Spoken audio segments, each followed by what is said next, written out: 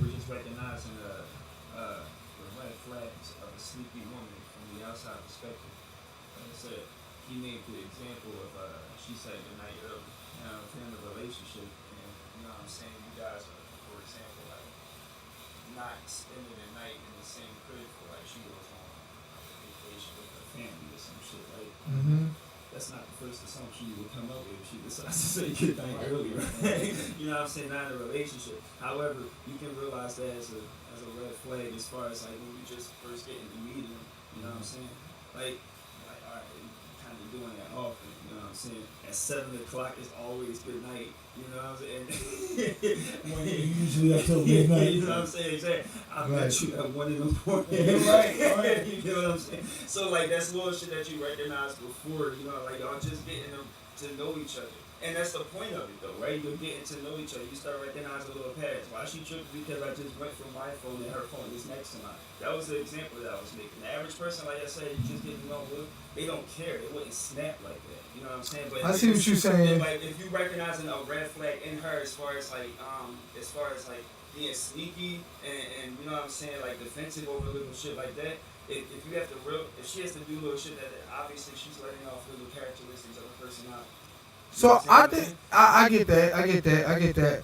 I think when you first meet someone, like a red flag that you can, I mean, like I said, trust no one. A red flag that you can see is like if she's just a little bit too friendly with the homies. You feel me? Like you out there, came I around. think that's being obvious, so as opposed to sneaky. That's how you know. I guess so. I guess so. I guess so. You're right. You're right. You're right. You're right. The sneakiness. What's up, red flag? And it's not gonna be easy to recognize. I think that when you getting to know the chick, I think that's when it's most important because after that, if the chick is feeling the need to be sneaky in a relationship, then that's just, you know, you have to when you're gonna cheat anyway. It's just one of the characteristics of doing that type of shit. You have to be sneaky. You have to lie. You know. Right. So therefore, if you're gonna recognize if she's a sneaky chick or not, it's gonna be before you actually get into a relationship with her. It's when that point that he's talking about when you're talking with it. It's not gonna be easy, like I said. It's not what you're looking to do. It's not like you're like, all right, is she a sneaky woman? No. It's just. I don't know. It don't have to be at the beginning. Like it's just got to be whenever they ready to play. Like whenever women is ready to go outside, whenever they ready to play, that's when they gonna get sneaky. Like you feel me? Like, and that's when you can see the red flags. Of every woman, Um. Yeah. I You do. told me 2 minutes ago that if a woman wants to be obvious, right, she's going to be obvious, right? So therefore, she don't need to be sneaky to go out there and play. If she just wants to go and play, and I'm pretty sure y'all know a lot of chicks that go out there and play and are obvious with it. But That's a fact. Yeah, but in this time we just talking about sneaky, you know. And that's what I'm saying, like, you know, when you first meet the chick, like, depending on what you're looking for, if you're looking for a relationship, you're probably looking for red flags. General red flags. And if you notice that she's a sneaky person, that would be something specific. Well, I mean, it was from something specific you did where you determine, like, all right, one of these red flags is that she's sneaky. You know what I'm saying? Right. That's sneaky is something that you will recognize as far as a personality trait though. Because it's not something that you put on her as far as like infidelity go, like I said. You know what I'm saying? If she's a sneaky person, then infidelity is almost automatic. But however, if she's not sneaky and then y'all get into a relationship and then she dives into infidelity, of course both of y'all, if one of y'all, like y'all both gonna have to be sneaky if y'all cheat. It doesn't matter who you are, right? But like I said, what we're talking about is determine whether or not the chick is sneaky. And you would determine that chick before the relationship. Yeah. Okay. I get that. All right. So when you are in a relationship, right? Yeah. You say privacy must be respected among both. But when does the line between privacy and secrecy get crossed? In other words, like when do they cross that line? Like privacy is one thing, secrecy is something totally different. Like what's the difference between like privacy and secrecy, and where does that line get crossed? And I asked this one because this was a tough one for me to answer, right? Because for me, I know that being part of a relationship, like you guys get to know each other's shit, you know? You know what I'm saying? You get to know everything of each other. I know Draco right now, she don't know shit. Me, what was you talking about? I'm but at the same time though, like when you get into a relationship, it's almost automatic. So therefore, that line between privacy and straight up secrecy, it's a really fine line, and I think it depends per relationship. I do want to hear y'all perspective on I it, think though. Like, this. do you think that there should be privacy in a relationship at the same time you without holding secrecy? It's a very hard question. Listen, I think No, people this hide is behind easy. privacy. This question is easy. People hide behind privacy because they want to be sneaky. Like at the end of the day, there I is. think that's something that you apply to children. There like is. your adult Nah, wife. yeah, no, no, You get no, what I'm no, saying? no. Nah, bro. Like if my shorty running around talking about something, yeah, this is my private. This is my privacy. I have my right to privacy. Don't go through my phone. How dare you? This is private. You a lot of times out of 10, you got something to hide. Like you feel what I'm saying? Like and vice versa. Like nigga running around talking all this. Oh yo, privacy.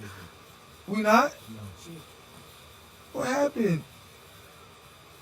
You sure? Something must be going on with the fuck, man. 'Cause that's what it's ran through, right? Said the other guy, Mike. Hold on. You said what? Are we still going? It says two people are watching. Why does it stop? Did it stop? Jesus Lord! We getting all of this damn silly feedback. Hold on. Ladies and gentlemen, if y'all live with us on this chat, because we not getting none of the chats up there either. Like, hold up, man. Like, oh, no, we are live. On Facebook? We are. Yes, we're live. We're live. Oh, what's happening is redirecting people to YouTube. It When is? they hit your Facebook Live.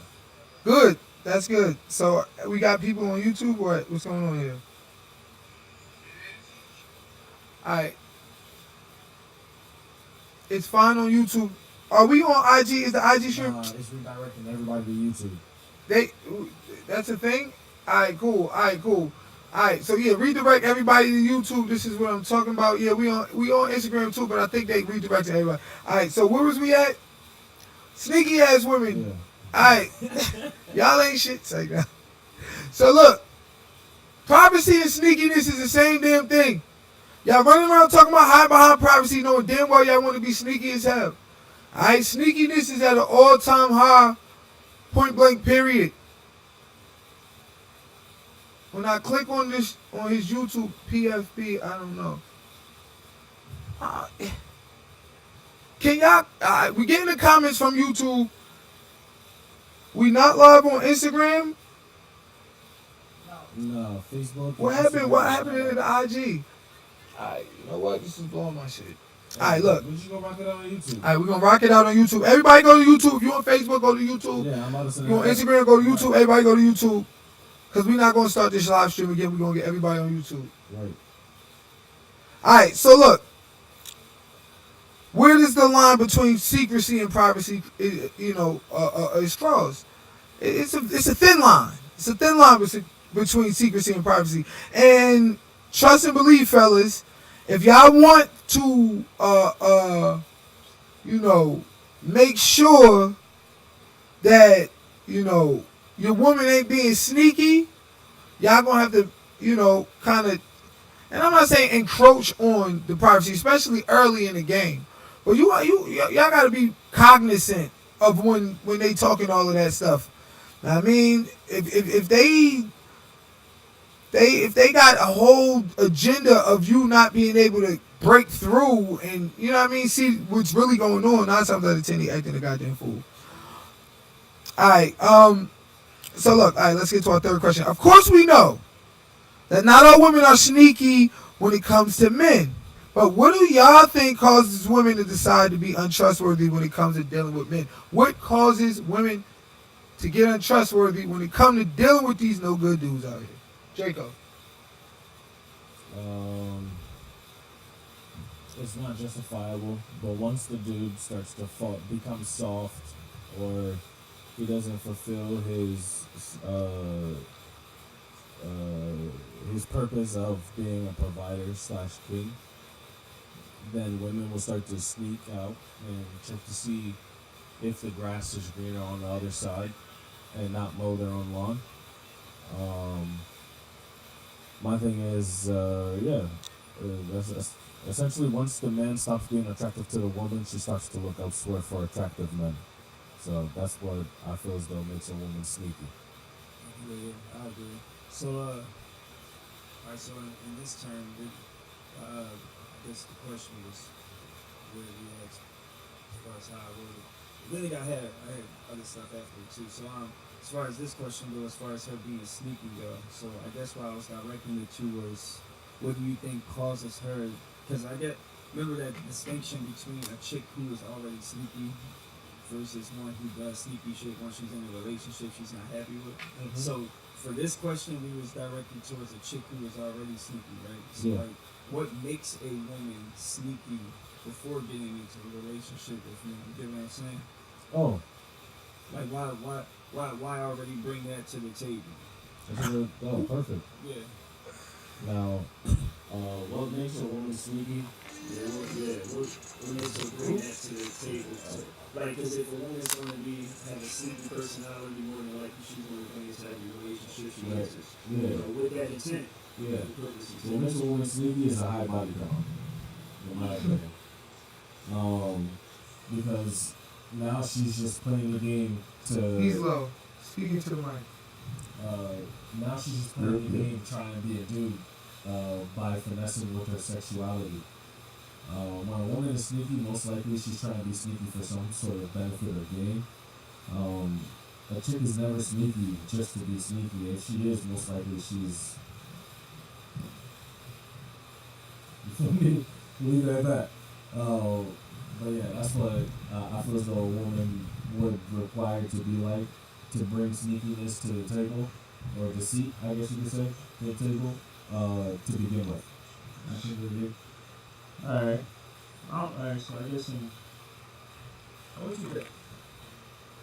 Who me? Alright, sorry. Repeat the question. Sorry, I was sending this thing out. Because the live is messed up and it's pissing me off because, like, you know, the first live was getting traction. Now, this one is kind of, you know what I mean? So now I got to resend out all of this stuff and I'm tight right now. I'm sorry. But go ahead. What was the question again? Repeat the question. Focus about to get inside the conversation. I'm sorry. Go ahead. So it was that question you asked, but I had to reword it for people to get the concept of it. Okay. Talk to me.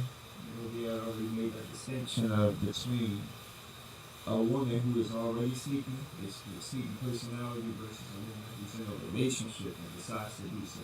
Right? Okay. So it's referring to a woman who's already sneaky, that type of personality, right? Okay. So that last question you asked, basically, what causes her to be like that? Why does a woman bring a sneaky personality to every relationship she encounters? I don't. He says body count. No. It's not body count. What brings a sneaky aspect of a woman to the relationship is unhappiness. When she's unhappy with the situation that she's in, when she feels as though she can do better, when she feels as though there's a man out there that can provide more for her, a man out there that can be better for her, you know, mentally, physically, sexually, emotionally, you know, with spiritually, then she, at that point, we always talk about, you know, hypergamy and different things, and you know, women naturally want to, you know, dig up and whatever the case may be. You know, sometimes a woman, you know, being unsatisfied, you know, dissatisfaction brings about a change. So sometimes they be like, yo, listen, they'll go out there and they'll do these, you know, sneaky things because they're trying to fulfill something within them that is not being fulfilled at home. You understand what I'm saying? So it's not always just a quote unquote, you know, she got a high body count, she a whore, she ready to such and such and so and so. Now a lot of the times it is, you know what I'm saying, just a lack of happiness and whatever the case may be, you know, that will trigger it and cause it. You feel what I'm saying? Or, you know, that hypergamous mindset being put inside her to feel as though I could do better. You know what I mean? Now, is it right? I ain't gonna say it's right. You know what I mean? Could she do better? I ain't gonna say she could. All women think they can do better. They all put themselves on a high pedestal, and a lot of it comes because men are throwing themselves at them. You know what I'm saying? Because that's how you go get a woman. You gotta, you know what I mean? You gotta be, you know what I mean? You gotta push up. You gotta have game. You gotta be a hunter. So now women are being barraged with attention all day long. So now they begin to feel as though, look, I'm worth it. I'm special. I'm this. I can do better than the average man. I can get better than him. So it causes them, mixed with that hypergamous mindset, to go out there and try to, replace you. And they do it with some sneaky shit. But the whole time they trying to replace you. You feel me? Like they feel as though they can do better. Like, you feel me? That's interesting though, right? It's like for them to have that self-entitlement of, like, I feel as though I deserve better. So like to have that obvious self-entitlement but still be sneaky about how they obtain it. Yo, I want to shout out to Carol Mucklin. Get to know the woman first. I mean, really get to know her. My standpoint on that: the only way you would really start to getting to know a woman is after you fuck her. Is because the women tend to hold a form of sexual leverage above you in the process of getting to know her, so that way she can get what she wants without really putting out. It's like she's playing her deck of cards. So yeah, that's my standpoint on your comment. Before we go on to the next topic, because I know that's what you're about to do. Yeah, I am about to go into the next topic. Shout out Quan. I feel like if she comes into the relationship sneaky, she unsure about him, and still has her options open. I 100% agree with that. My thing is, as I said previously inside of the pod while we were getting everything situated, I had stated that once the man is deemed slightly unattractive in some manner, automatically inside of the woman, naturally, she starts to think that there's greener grass on the other side of the gate. And my thing is, most women are like dogs. They like to piss on whatever grass she likes to see greener. You feel me? Like, they like to see a redder fire hydrant or the taller tree. You know how dogs do. Yo, can you scroll up on the comments? Yo, can you scroll up on the comments? Well, you're gonna have like a big ass population of women and dogs just chasing after you, and I'm gonna let them. Like, I'm gonna have no choice but to It's let just them, an bro. analogical comment. Yeah, just scroll up. Alright. That's it. Oh, bet. Oh my good lord, what? Oh, you funny as hell. Oh, yeah, as soon as that happens, she becomes a 304. You see? You smart. But yeah. Alright, so alright. Yeah, That was- I like reading comments. Yo, shout out to Candace, yo. Fucking loyal. I don't even know who the fuck you are, but if you was a friend, Alright, so that's a I'm good pretty sure question. you'd be a good friend. That's a good question. She said, what are some of the red flags that you can determine if she is sneaky within the first 3 days? Okay. In the first 3 days, that's when you go to what you said, the early dismissal. yeah. When a chick early dismissal. Early good night. Early dismissal. When she, the early good night. Early good night. Nah, early good night. But, once again, I'm going to say when she lacks the etiquette to understand and know how to carry herself as a woman or a potential love interest. So in other words, she being too cool with your friends. She don't gotta be, like out here, quote unquote, being overtly sexual, but just being just a little too out there. Like, you just brought around, she all in everybody's face. Oh, hey, kikiing and laughing, instead of being reserved and being like, yo, this man brought me here. Hey, boo. Big shout out to my boo in the chat. Like, I'm going to be reserved. This man brought me here. I'm going to just relax. I'm going to chill. I ain't going to be doing too much. But she all up in your man's face. Oh, you all up in your friend's face. That's a red flag. Like, you feel me? Like, and look, how you get her is how you going to lose her. So if you got her on some sneaky shit, trust and believe that's a red flag within the first 3 days. If you sneak, I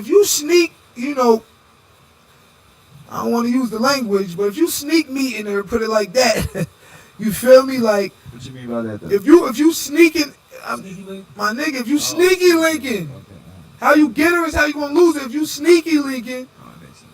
that's a red flag right there. Nah, you want to know what's a Nigga, big you- red flag? You know when Shit. she claims But niggas don't think about it like that. Like, you feel me? They don't think about it as being a red flag, bro. Like, the way they look at it is like, listen, she snuck off with me because I'm that nigga. I'm the dude. I'm the man. She left her husband for me. Look at that. I'm that dude. She ain't. You not thinking like, yo, this shorty can't control her box. Oh, this shorty is just a thought. Like, you know, some men be really thinking like, yo, I'm that nigga, bruh. That's why and they don't realize she gonna cheat on your ass too. She gonna cheat on you too. She gonna cheat on you next. This is wild. Alright, so we're gonna get into our next subject. Y'all ready to get into the next subject of the night? Alright, and we all legitimate business men here. Ask for You her feel me? phone on a first date. Huh? Ask for her. Oh yeah, let's get to some of the questions before we go to the next topic. Scroll up a little bit. Facts? Yo, listen. Tell your woman don't be out here encouraging BS. Hold up. Listen. Yeah. Tell Big shout out to my boy Amara Bay in the building. Quan, what up? Catherine, what up? tell- Eric, what up? Barlow, my boy. Big shout out to Ebony. Big shout out to everybody that's on the chat. Everybody. I'm sorry for my Instagrammers because something happened with the live. So we're gonna have to get y'all back right next week. Alright, so check it out. Tell your woman stop encouraging BS. Well, and slide stop up comments. a little bit. Talk about ask for the phone on a first date, and then your woman's like, "Facts, Candace." Alright. Okay, yeah. Oh yeah, we can start right there. Alright, just ask for her phone on the first date. First of all, listen, ladies. That don't work. If a man asks for your phone on the first date, you won't think he OD weird. That's don't got nothing to do with no trust. That don't got nothing. That's just weird. Like, yo, let me see your phone. Make sure you right. Like, nah. Let me see if you a virgin. Nah. And as I said, a man shouldn't even be going in there trying to trust you. He should be making you earn your trust. Like, what? I think you a bird. Huh? You could automatically be, you probably got side niggas. You probably doing this with nigga on your job. Like, that's how a man's supposed to go into it until you prove me otherwise. Till I see you not acting like a thought. Till I see you unthoughting. Till I see you acting like a fool. Is that undying? Till I see you ab-thoughting. Undying. Acting like a fool. Alright, let me see. Listen, you know. If she a sneaky link, she stays a sneaky link. Yeah, that's what some people say. Amen. That's what some people say out their mouth, but keeping it in all honesty, you know, sneaky links turn into other things. And as I said, that comes from, you know, the fact that, you know, everybody got an ego. That woman come to mess with you, no matter how you got her, you gonna be thinking it's because you that man. And the women too. The dude come to her, yeah, I must have the best Uchi in the world. That ego come in. You feel me? Like, so you thinking like, oh yeah, she a sneaky link, but she ain't gonna sneak with nobody else. She only sneaking with me because I'm that dude. I'm that nigga. I'm that bitch. But really, she's sneaking because she's sneaky. So it's good advice to live by, but everybody ain't gonna rock with that. All right, slide down. Big shout out to my boy Amara. Go slide. A man shouldn't get that privilege until there's a relationship established. Zariah, I totally agree with you. But I'm glad that you say he should get that privilege at all because, you know, a lot of women don't feel that way. A lot of women be like, yo, what is you doing? Touching my phone. Like, we've been together 3 years. We live together. We got 2 kids. What you mean I can't have your password? You cheating. Let's get past You cheating. I want to hear it. Look, Quan We've been said, together 12 years. You talk about some my privacy. If you don't trust me, then you shouldn't. Man, no. Quan said if she always have her phone face down, it's a red flag. 100%. Yeah. Why you trying to hide what you got? Why you trying to hide your shit? If her phone always on silent, vibrate, you like, yo, why you on the phone silent? D&D. They don't want D&D. Right, They D&D. right. You feel me? Red flag. If she too famous, red flag. Unless you more famous. All right, slide down. Nah. Women date up. Sneaky link could sometimes be that soulmate Y'all were both in bad situations. That's true. That's true. That's true. That's true. Big shout out to my boy Barlow. Look, at the end of the day, if y'all both in bad situations, you got she getting abused, and you getting abused emotionally. Like that woman ain't got no love for you. She ain't had sex with you in 3 months. She out here, like he pointing his hands on her. That's her fault.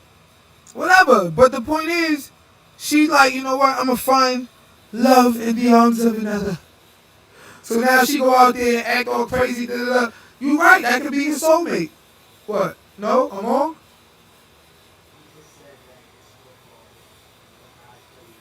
Oh, so. Alright, no, I don't know if I would agree with that. Cause you gotta understand, sometimes abuse is real. And sometimes women, they are fear of retribution, revenge. They got kids in the mix. You know what I'm saying? Like they don't want to just, leave. I'm serious. Before you ask the question, I need to hear your perspective. Are you basing this off of victimology? What do you mean what's that? It's her fault.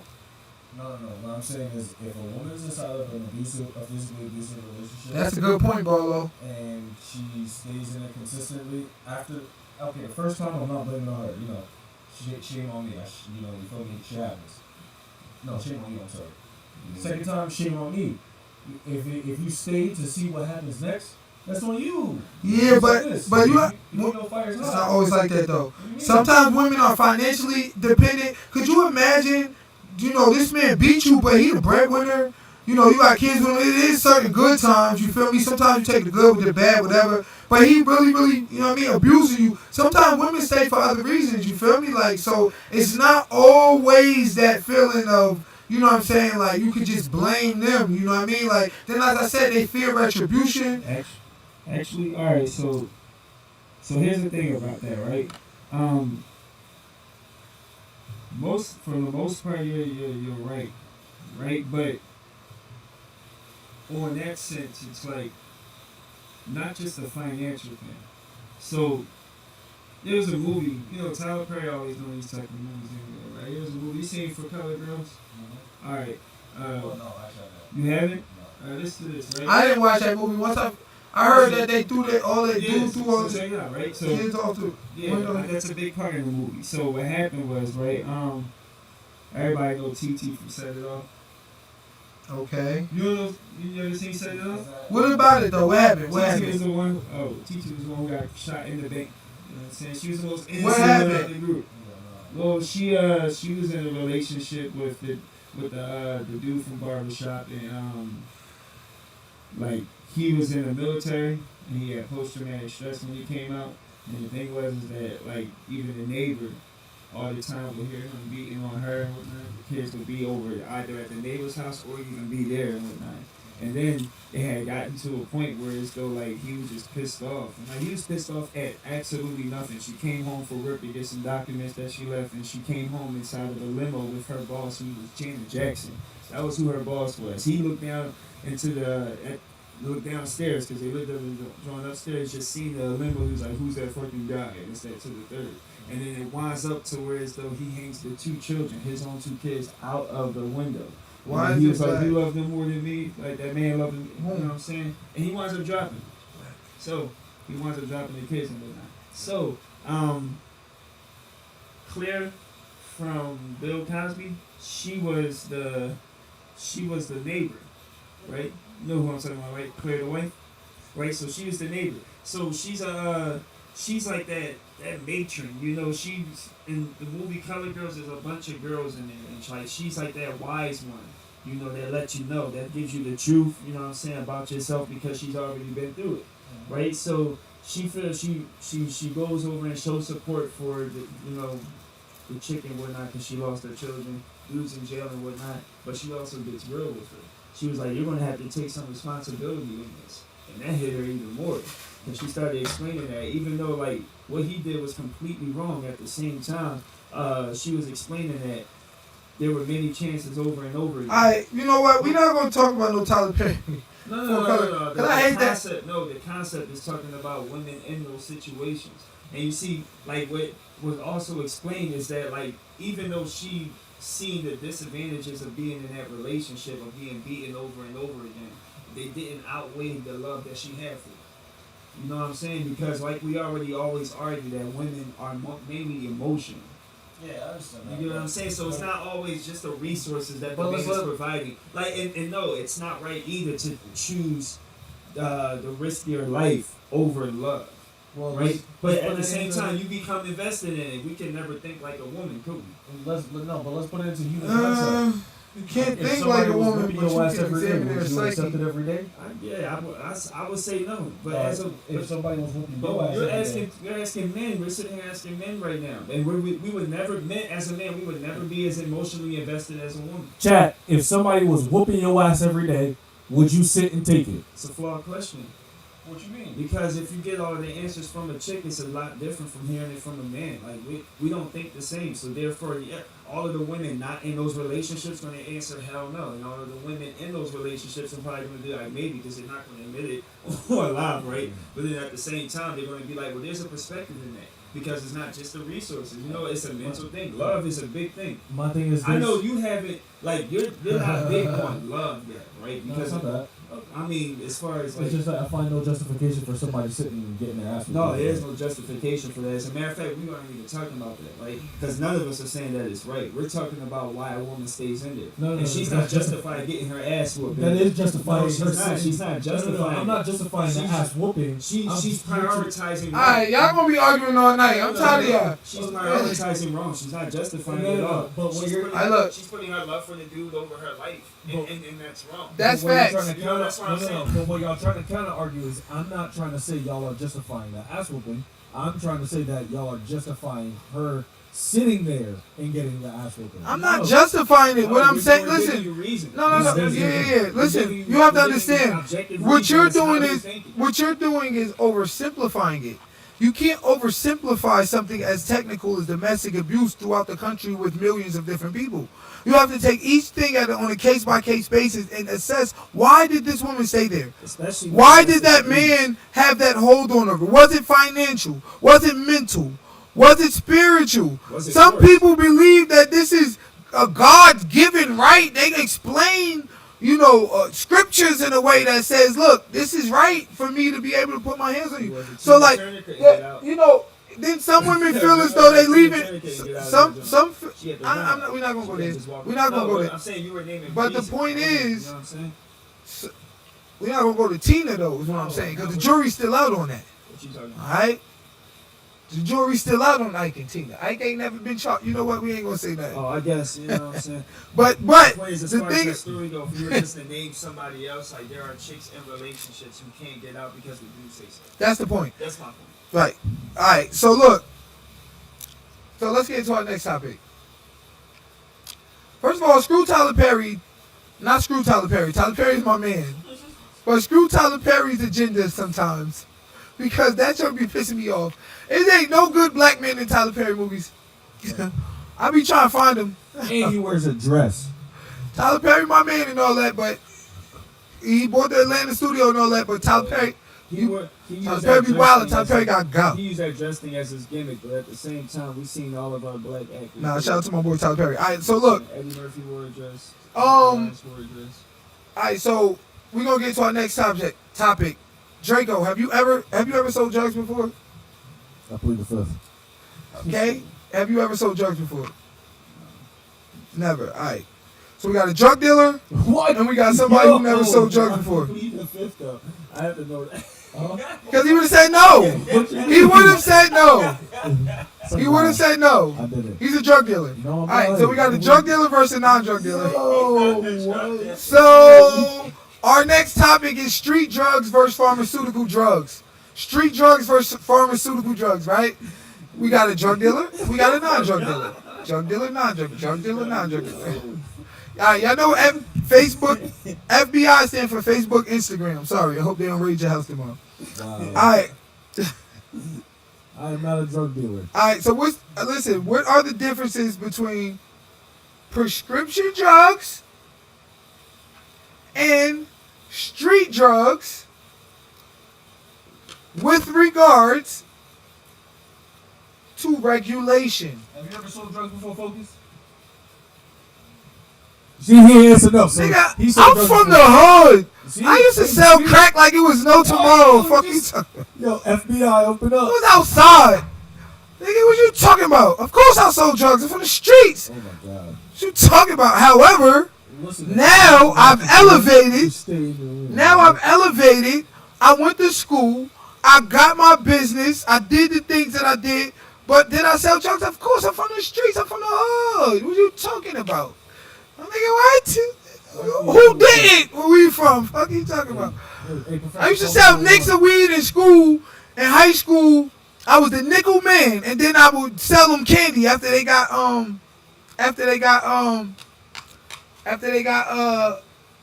I would sell candy to them. That was my hustle. Alright, so the difference between Barlow, you used to sell drugs with me. so the difference between prescription drugs and street drugs is, Regulation. as far as regulation, is that one is legally able to be taxed, and the other one is if it's not reported to the government to be taxed, and you do not have all your paperwork in line to be able to distribute it amongst the public, then therefore that makes it the difference between prescription and street drugs. Okay, so one you can go to jail, one you can't. Yep. One gets taxed, one doesn't. Yep. All right. Uh, Difference between street drugs and real drugs when it comes to regulation.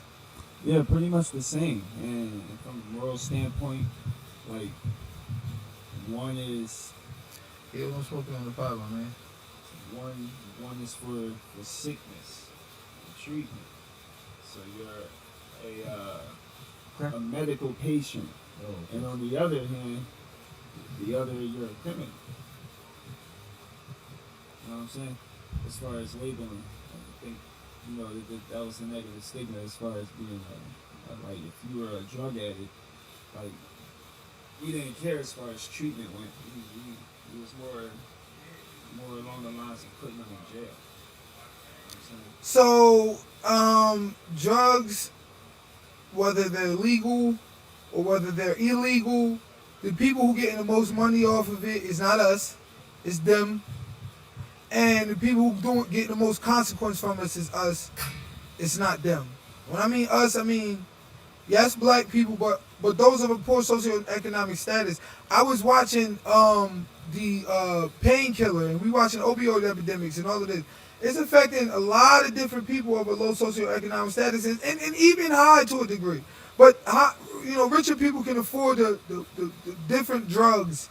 You know, a lot of these people that's out here that's ODing and that's going through it, they have a certain socioeconomic status and particularly a race as well. You know what I'm saying? Like, and it's us. You know, so not only do they get all of the chicken off of it, and we do all of the time. Okay, but we face all of the consequences. We ODing. We out here, having turf wars, fighting, killing one another, and all of this other stuff. So, we face all of the consequences from it. So, but as far as regulation goes, of course, they're being regulated by the same people, but one disproportionately affects us as a people, and it disproportionately affects those of a lower socioeconomic status.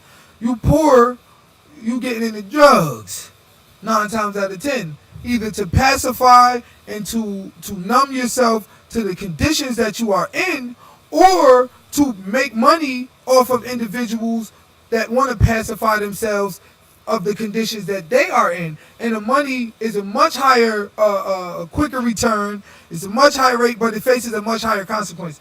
So that is it. That is the difference. What are the risks and the dangers that come with using street drugs compared to the use of prescription drugs? Which do you think is more harmful? Chat. I want y'all, everybody in the chat, YouTube and Facebook and Twitch, I want y'all to Put a 1 if street drugs are more harmful. 2 if prescription drugs are more harmful. 1 for street drugs, 2 for prescription drugs. Which are more harmful, ladies and gentlemen? I want to know. I want you involved. I want to know. Draco, the Sage. Street drugs, prescription drugs. What are more detrimental and hurtful to people and to the community? Both are just as even and detriment. It's just that one kitty faster than the other. But nah, fuck. Nah, I can't even say that because there's some prescription drugs that'll put you out if you take one too many. And then there's some street drugs, if you take it the first time, you're done. So it's like, I really can't even say like which one. You know what? Yeah, they're even. 100% they're even. Okay, they're even. Matter of fact, Catherine Bailey, you made a good point. So like, if you one of those dudes that take coke, meth, those things that get cooked up or chefed up, then there's a very, very, very, very, very good chance that somebody will make a bad batch, and then that's you. Versus the prescription drugs, there's a better chance that it's regulated and the dosages are set properly. But then again, these prescription drugs have, you know what? Now they're even because if prescription drugs got recalls, you got people that's dropping same day. So yeah, I'm saying they're even. I'm saying they're even. Okay, Professor. The short answer. No, it's You the professor. Your ass will be up here giving us the encyclopedia. Goddamn it. All right, it's included with my opinions. I just punch that shit. All right, go ahead. That's all. Go ahead. Scientifically speaking, yeah, he serves a good point. I don't even know. I really don't know. And so when I say scientifically, I mean like I don't know how much you would have to take before it becomes fatal, depending on which drug it is. But what I do know is that as far as street drugs go, like they don't have a cap. Like when you're a drug addict, you just do whatever makes you feel until you're good, and then you just keep doing it again with no type of directions on how often you use it or not. And I don't know the death rate of the average drug user. You know what I'm saying? Like that's probably it's not that high. You know, if you're a drug addict, you keep doing it over and over again, and there's no fatality happening. And which is why it's confusing, because when you look at it from a prescription from a doctor, they tell you can only take this amount.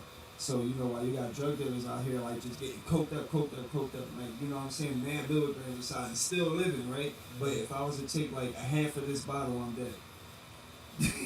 Right, you get what I'm saying? Right. So that's why it's a very confusing thing scientifically speaking, but on a moral sense. Well, that's because scientifically they're designed to last a certain amount of time, and also their time release. So you be thinking like, all right, I'm gonna take this, and then you don't realize that the first one ain't hit yet, and then now finally when that hit, now it's too late. So it's different, like, and then there's a more raw, pure form when you're dealing with the coke and whatever the case may be. So you kind of know what you're dealing with, but one thing's for sure and two things for certain. Abuse of any drug gonna get your ass up out of here. That's facts. Abuse of any drug gonna get your ass up out of here. Period. Or alcohol or anything, food, no matter what that.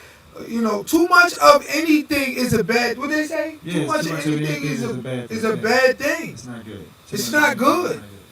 You have to understand. You have to right. It's nothing at all. Like that you should have too much of.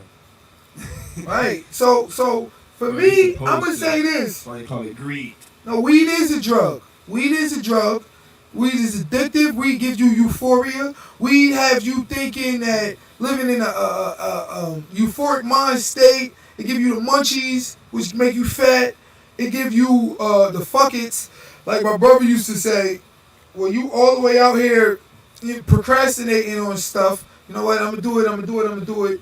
The weed, it of course destroys your lungs. Weed is medicinal when used for medicinal purposes. Weed is not medicinal when abused. And when you abuse anything used for medicinal purposes, including the prescription drugs, Well, that's when you have the addiction. well, and let's get to that point though, right? So every last drug that they that they regulate is supposed to be taken a certain way, right? And that includes marijuana, and they have medicinal marijuana. However, there is no cap or limit, just like alcohol, on weed for recreational use. So therefore, the thing about weed is a bit different in this conversation because of the fact that society is making it seem as though weed, on the other hand, is all good in comparison to the rest of the drugs. And it is in comparison to your health, but as far as a moral standpoint goes, too much of anything It's a you bad know, thing. For and like because You're of the right. fact Weed that is like because alcohol we now. don't see That because shit is not because prescription society or doesn't see the negative effects that it does from street. the other drugs and whatnot. It's becoming more and more acceptable, which is why right across the bridge, 5 minutes from here, you can just go and grab some legally. It's becoming just acceptable to use, and it's kind of a bad message to send out. You know? Weed is a drug, and weed is supposed to be medicinal, but now weed is also recreational. So Yeah. that's the thing. Weed doesn't really fall under street drug nor pharmaceutical in a lot of states. It's recreational. It's like alcohol. Alcohol is not a street drug, and nor is it a medical drug. Yeah. It is a recreational drug. It's a party thing. It's made to have fun, you know. And how far does that deep does that rabbit hole go? Because at the end of the day, you have drugs that are designed to take you out of depression and all these different things. And if eventually in 20 years we may be popping pills that are recreational. You know what I'm saying? And say, look, take this pill, you get high as hell. It's just as recreational as liquor or just as recreational as weed. But you gotta say no to drugs. Big shout out to Kat. That's a good point. Big shout out to the chat. You have to say no to drugs. All drugs is not good because what they do is they give you a euphoria and they attack your dopamine sensors and have you thinking that a high is a high. So now the normal seems like a low. Your regular life seems like a low because you always on a high. You need to maintain an even kill and stay on a regular even kill so that you're not too high but you're not too low. You understand what I'm saying? And that's how you find the balance, and that's how you find you know positivity in life. Alright. So can you explain the role of addiction and dependency relating to street versus prescription drugs? Does society show more support and empathy towards one over the other when it comes to addiction? Why or why not? I'll answer this one first. Only because I just seen something recently on Do you get the question? on Meek Mill, right? So I guess Meek Mill is becoming an activist now, right? So and he was talking about his prior priorship with the law, and what was included in that was like something happened where he had to start taking pills and whatnot, and he became dependent on those, and so. I can For tell him. my son was skinny. And so for him, like he explained the idea that that where we was from, Philly and this that to the third, like when you get addicted to that type of shit, you know what I'm saying, people will show a lot more sympathy for that. You know what I mean? Because of the fact that the doctor prescribed it to you. And from his perspective, when he was going through, he didn't even think that he could ever become addicted to those. To him, he heard of it, right? But he was like, I didn't think I could become addicted to any drug. You know what I'm saying? Like the way, like, you know what I'm saying? Like in the hood, they be wanting to use this shit and that shit, and then I used to, you know what I'm saying, sell that type of shit. And like, how you get addicted to all this shit? And then once you learn more and more, it's like technically drugs are almost all the same. You know, they fall under different categories as far as how they hit you, but addiction is addiction. You know what I'm saying? And so that, as far as I was concerned, that's why it was a big deal for me when I looked at it like Video ready? drug addicts on the street deserve the same amount of empathy as someone that was prescribed. Because the other option is putting them in jail. You know what I'm saying? I would definitely rather choose medical treatment. I feel as though that as far as the empathy and support go, that goes to people who was prescribed shit from doctors. If they get addicted to it, then there's more treatment that gets. I think it depends on what side of the coin you're on because, like, if you are a former addict or a proponent of addiction as a disease, then it doesn't matter if you are addicted because of prescription or addicted from street drugs. They give you that same empathy because they understand addiction is a disease. It is something that attacks your literal biological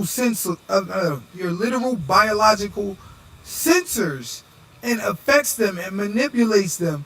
And it creates a disease because it's a foreign object that's going in your body voluntarily or involuntarily, but that makes you dependent or that makes your body act in a certain way. So, proponents of addiction as a disease and former addicts and people who understand that plight, they will, have empathy for an addict, whether he is street addict or whether he is a pharmaceutical drug addict.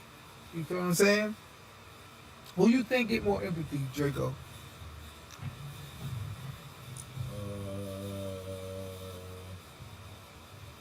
Street drug addicts get more empathy. We got all these stories about how there was somebody homeless, addicted to drugs, this, that, and the third, blah, blah, blah. Used to smoke crack, did this coke, and this, that, and all this. When I feel as though nobody's paying attention to how the pharma has a lock on basically all our pockets of the insurance.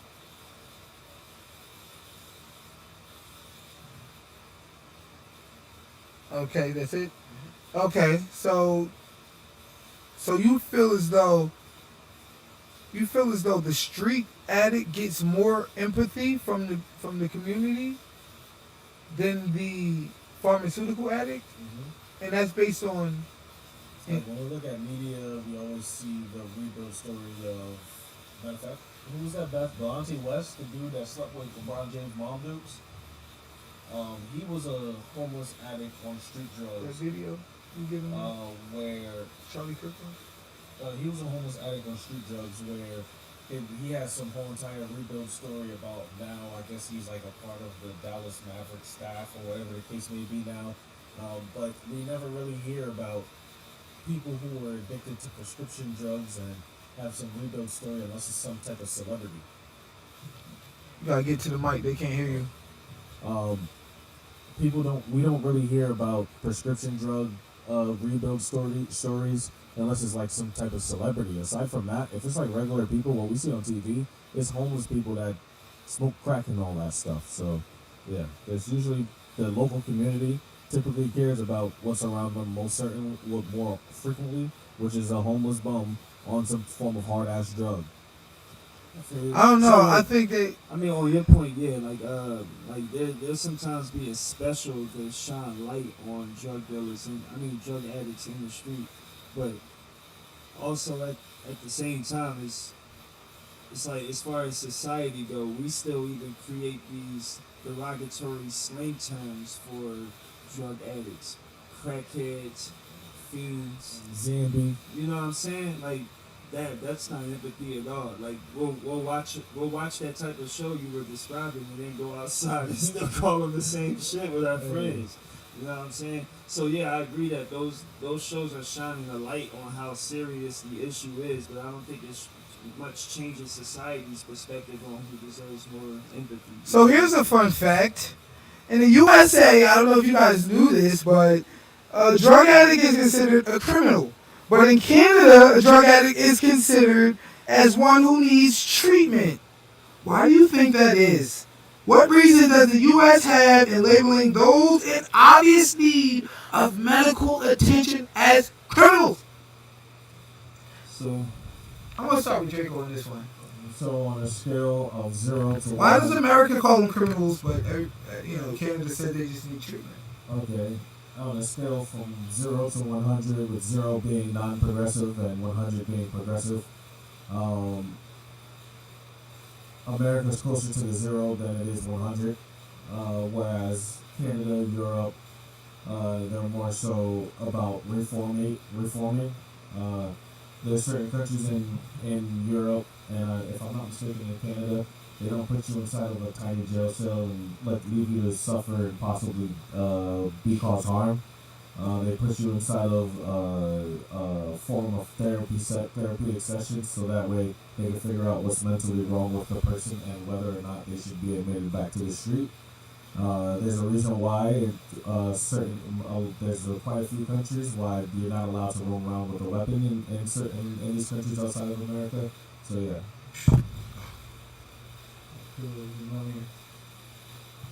Okay, all right.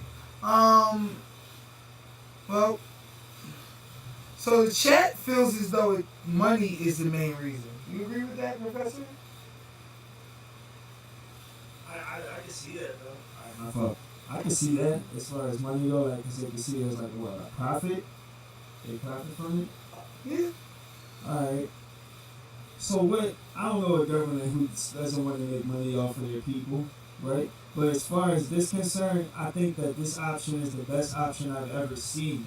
You know what I'm saying? And I think that the benefit, as far as among the people go,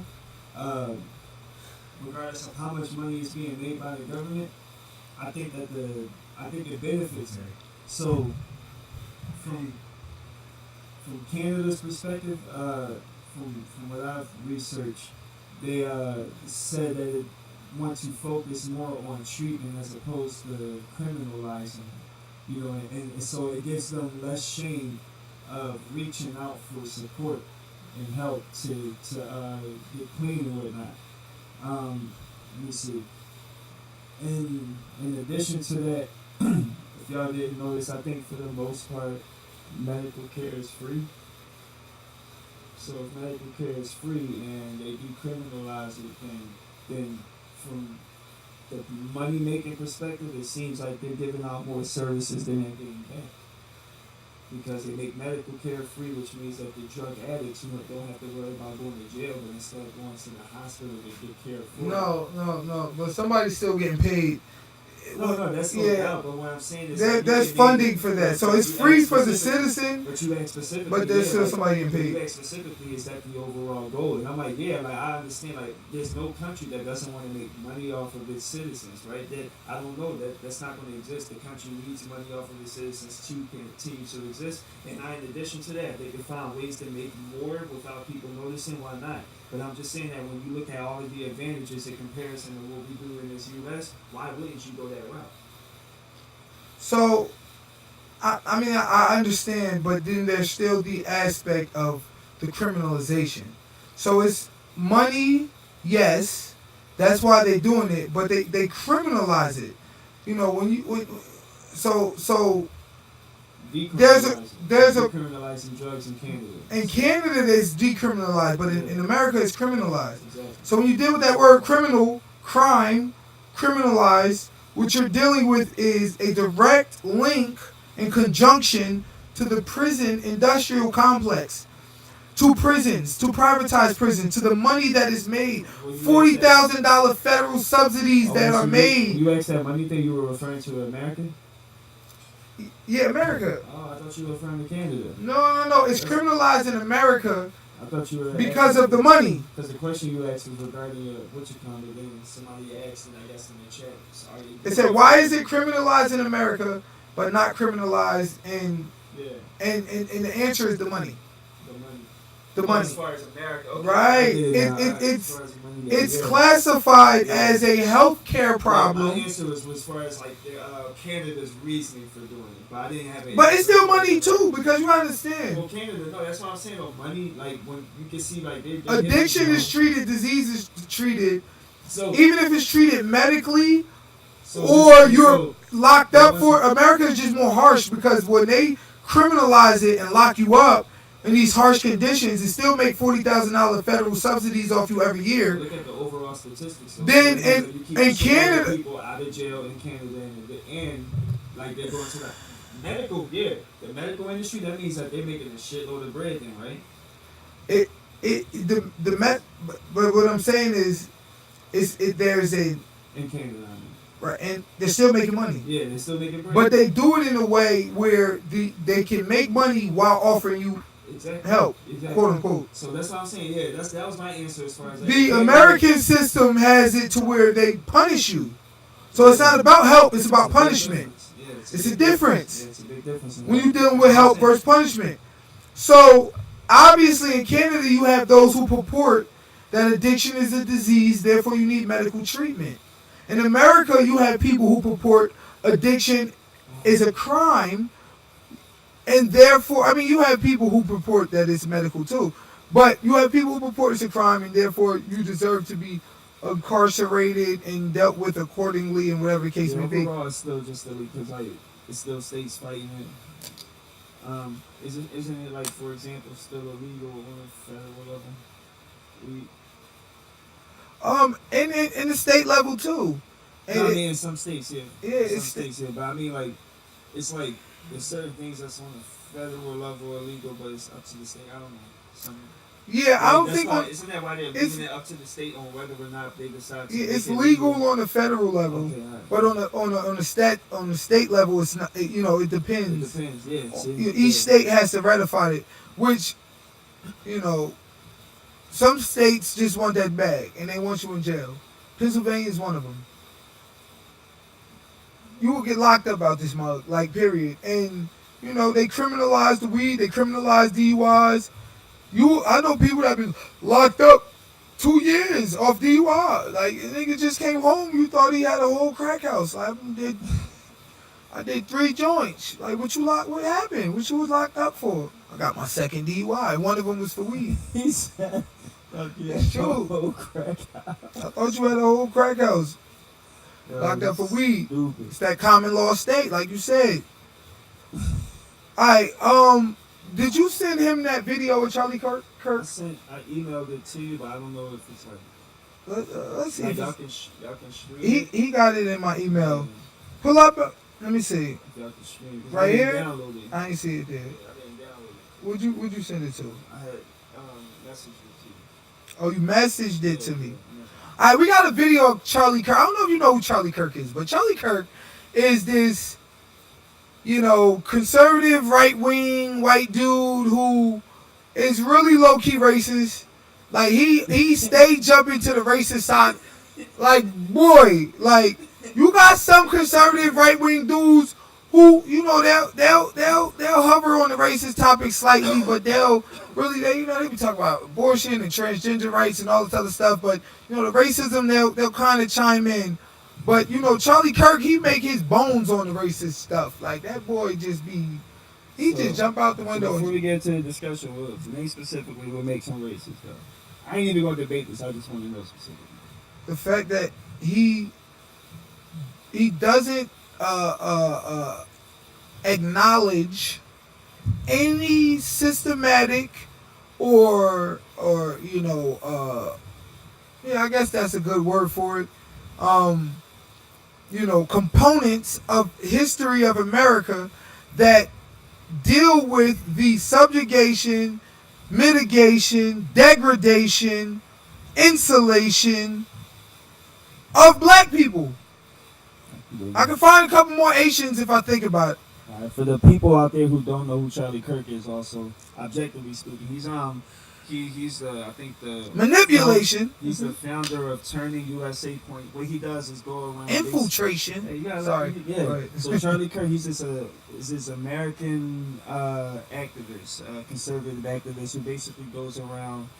He does tours at college campuses and basically come with objective points, stating stuff like white privilege doesn't exist. He has other points. You guys can look him up.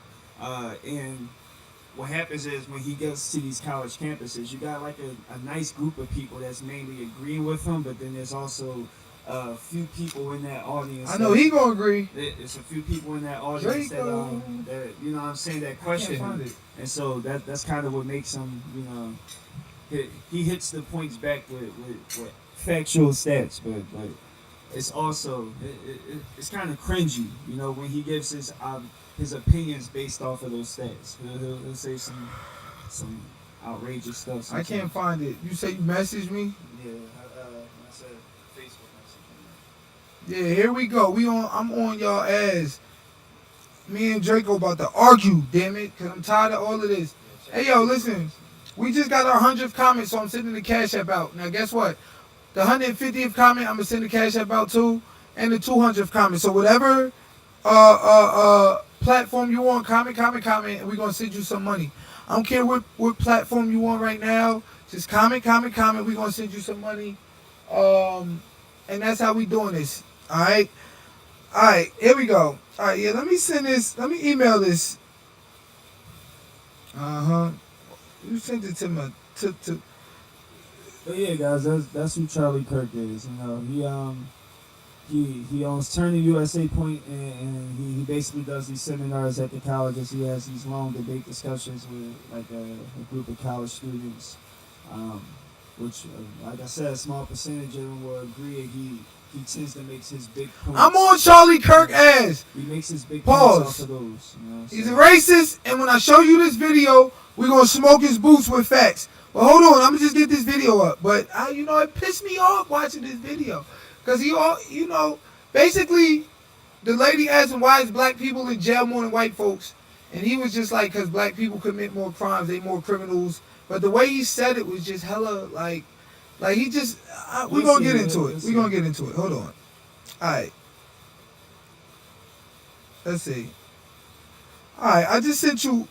Pull this up on the browser. While we wait, what's your take on browser. Charlie Kirk? In general. Personally, that's my first time hearing his name today. Oh, okay, all right. Yeah, that's my first today's his debut for me. So I'm hoping to see what Everything what is this a guy's pause Well, nowadays. he has a. All right, so Candace Owens, then. I know who she is. He basically Safari has basically email. all of her views, a lot of her views. Yeah. You know? Candace Owens is my girlfriend. She All doesn't right, she sure. doesn't know yet. All right, so that's your. All right. I love Candace. Candace be speaking facts, but then Candace just go left or right. I should say.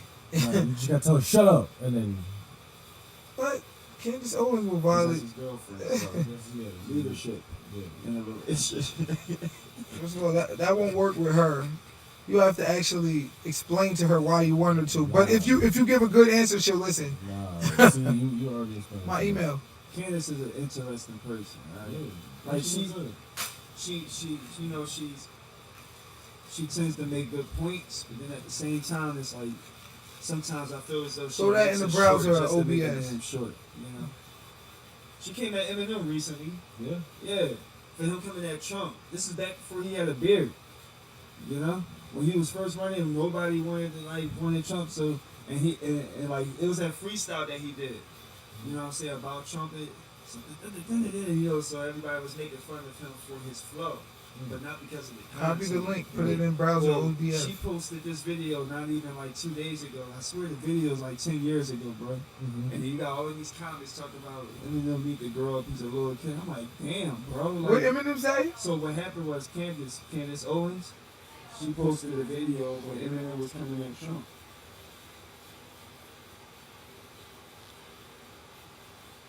I think we got the video. All right. You say, all right, we going to get back into that. All right, no, go ahead, finish. No, Candace Owens just recently posted up. She did a short where she recently posted a video. She was reacting to Eminem coming at Trump and that little freestyle that he did behind the color Trump. I guess he's like a parking garage and like he spit like something Trump and you know what I'm saying? Like he just kept. This is like 10 years ago. Take the eyeball off until you get it right. Yeah, now drag that red you see. Right. There we go. Big shout out to my son, you know, he audio visual dude now, you know, young boy, but he out here doing this thing, man. You know, we gonna teach him, he gonna learn, and I'm gonna save money every week on the audio, man. Now let me stop. But nah, it's perfect. It's perfect. It all works out. My son, he holding it down. Alright, so look, we're gonna play a video for y'all real quick. After we play this video, we're gonna discuss some things on this video. Then we're gonna get back to that point you was talking about with Eminem and all of that. Alright, go ahead, play the video.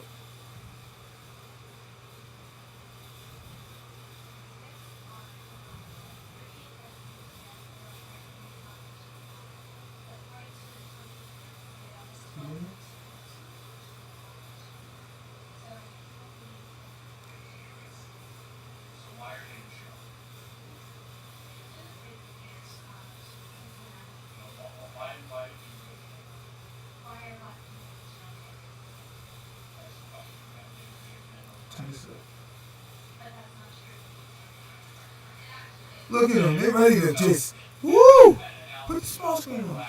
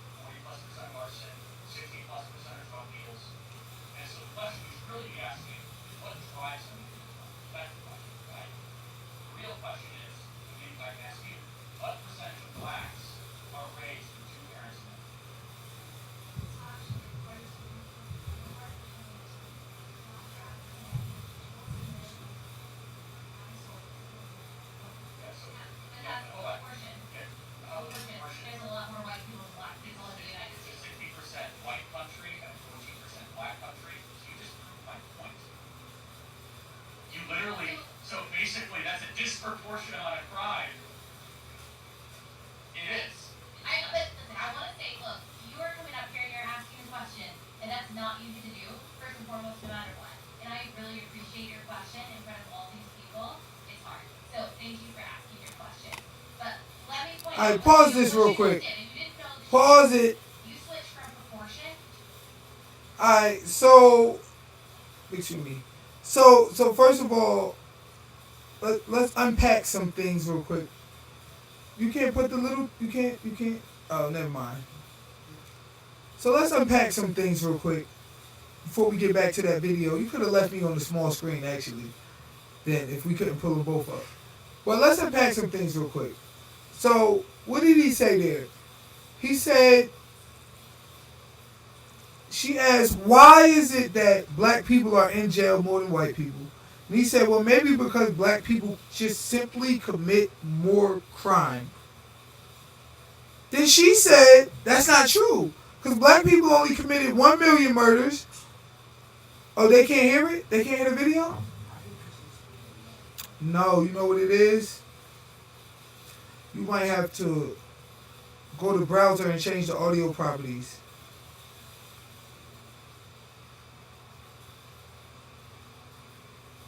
You go to, yeah, Where the browser at, slide to the browser, and then put it on Pro Effects. Go back up, huh? Yeah, they said they couldn't hear the video.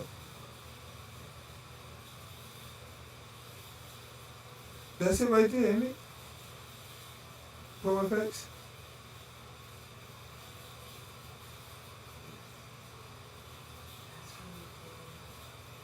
Alright, we're going to try this again. We're going to see if y'all can hear the video. Yeah. Refresh it. Raw numbers. And you did Refresh that it. to make a point that you thought you were making, but you weren't. But Yeah. look, hi all. So before I ask my question, I want to clarify. Alright. Can y'all hear it? Can y'all hear it now? Type it in the chat. Can y'all hear it? Yeah, he OD verse. Can y'all hear it?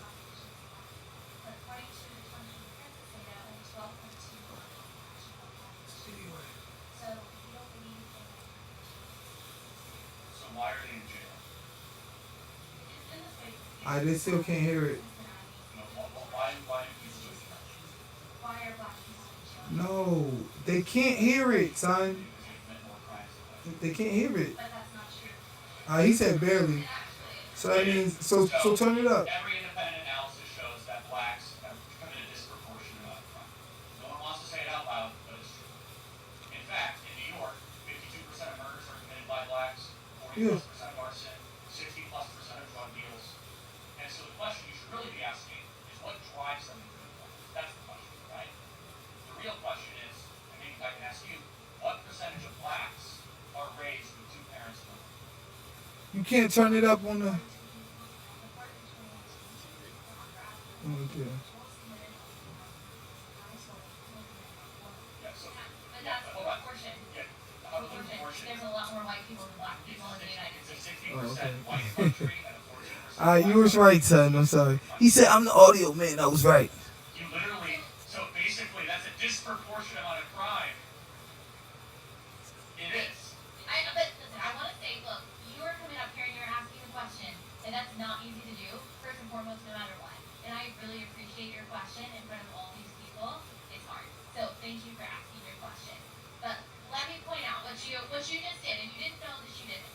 So pause it real quick. Leave us right here. All right. So look, let's unpack that real quick. First of all, when you say because black people commit more crime, then partially what you're doing there is highlighting that and making that the primary reason why. Primary. She asked why. He made that the primary reason. He said because black people commit more crimes. So she says, well, you guys committed 4 million. We committed 4 million crimes last year, while black people only committed 1 million crimes. And he said, well, there's more of us than it is of them, so therefore they're still committing more crimes.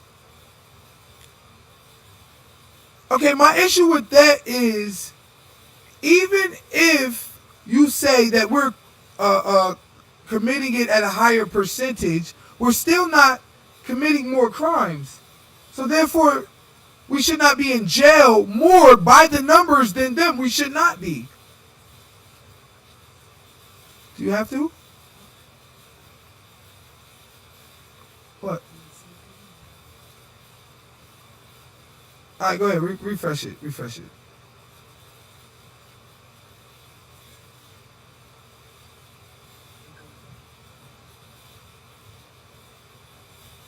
And then also what it does is it negates the true reasons why black people are in jail more, and it negates the quote unquote covert nefarious policies that have been put in place to ensure that we are prosecuted more, that we don't have the access to proper legal representation, that we are profiled more, that we are, just dealing with an unfair political system. But I want to get y'all thoughts on this before I really go deep. Matter of fact, let's finish listening to what Charlie got to say, and then we'll finish unpacking this. But you weren't. But look, your issue was that Black Americans only make up 13% of the population, and yet they make up 38% of the prison population. And then you switched to raw numbers because Black people only make up 13% of the population, but they commit 40% of all homicides and 60% of all violent crime. Unfortunately, I don't think that's anything inherent in Black Americans. That's not what I'm saying. That's just the fact. And what Charlie is saying is, look, we've got to look at why that is. So you're claiming that disparity is inherent proof of discrimination. So would you also say the fact that there are fewer Asians in jail means that than white people, that there is discrimination against white people? Okay, that does. No. I was gonna guess that don't make no sense. Discrimination is what I'm trying to say. So, and Ellie's exactly right. What percentage of blacks grow up with two parents from them? And less than 20%. That's why there's so many blacks committing crimes in their jail. It's that simple. The death of the black family is why blacks are in jail higher than their population percentage. It's that simple. Can I see your terminology? I'm sorry. Wait. We've got to, are you a biologist? From an expert. Brown Jackson. No, let me ask you a question. So do I need a criminology degree to be able to understand that 75% of blacks don't grow up with two parents? Be well versed in it. Okay. Do you have one? I don't, but I'm studying it. Okay, but you. Well, she studied it. But you did the same thing. You looked at a statistic, and he did the same thing. You don't have a criminology degree, and neither does he. Hold on a second. You're doing an argument from authority, okay? It's valid. So the laws of physics don't change whether or not you're a physicist. Okay, the law of thermodynamics doesn't change whether or not you take a course on it. Answer the question. Why do blacks have a broken family versus a nuclear family, and does that translate to higher rates of crime? Do you admit that? Good question. We subsidize single motherhood in this country through the federal government of the United States. Great question. Now, I would agree with him there. Back in the 1960s, we put forward a program where black women married the government and broke up with the men they were with. welfare state within Bates Johnson, and that has contributed to blacks committing more crimes. I believe institutionalized racism is the answer, but I don't believe. Now he right about that. But no, just let me point something out. Did you know that it's not white Americans that have the lowest incarceration rate, or the lowest rates of crime, or the highest graduation rates, or the highest median income? It's not white Americans. It's Asian Americans. They have the highest median income. They have the highest graduation rates. They have the most degrees. They have the lowest incarceration rates. And guess what? They also have the lowest single parenthood rates. Okay? So that's true across the board. It's not just black Americans. And unless you're willing to say that the reason why Asian Americans make more than white Americans, or the reason why Asian Americans... All right, we gotta pause this because we gotta unpack some things. Because there is systemic institutional racism against white people in this... All right, now let's play it for 2 more seconds, cause I want you to hear this one point he got to make. Yeah, let's play it. That your argument against black people doesn't really work. So let me ask one thing. It's institutional racism. I got a black friend right up here. He's great. He's great. So let me ask you. Let me ask you a question. What can I do that he can't do? If institutional racism is real, what can I do that he can't do? Well, you're less likely to get arrested. I'm sorry. No, if we both commit a crime, he's All right, gonna get pause arrested. this. All right, so let's unpack this real quick. Now he just said if institutional racism is real, so the implication is that institutional racism is not real. He always purports the fact that institutional racism is not real, that there's no such thing as systemic racism, that the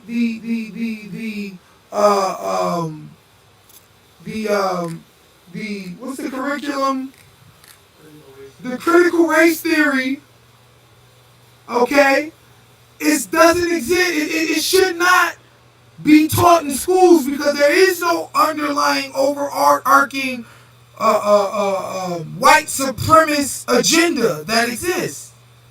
But yet, then he says, just a few minutes ago, that single motherhood amongst black women was subsidized and incentivized via Lyndon Baines Johnson in the welfare system. There's your example of institutional racism right there, buddy. That disproportionately affected black women. Unless his point is that black women just decided to marry the government because there's something wrong with black people, black women, then the reality is, there's your example. You said it right then and there.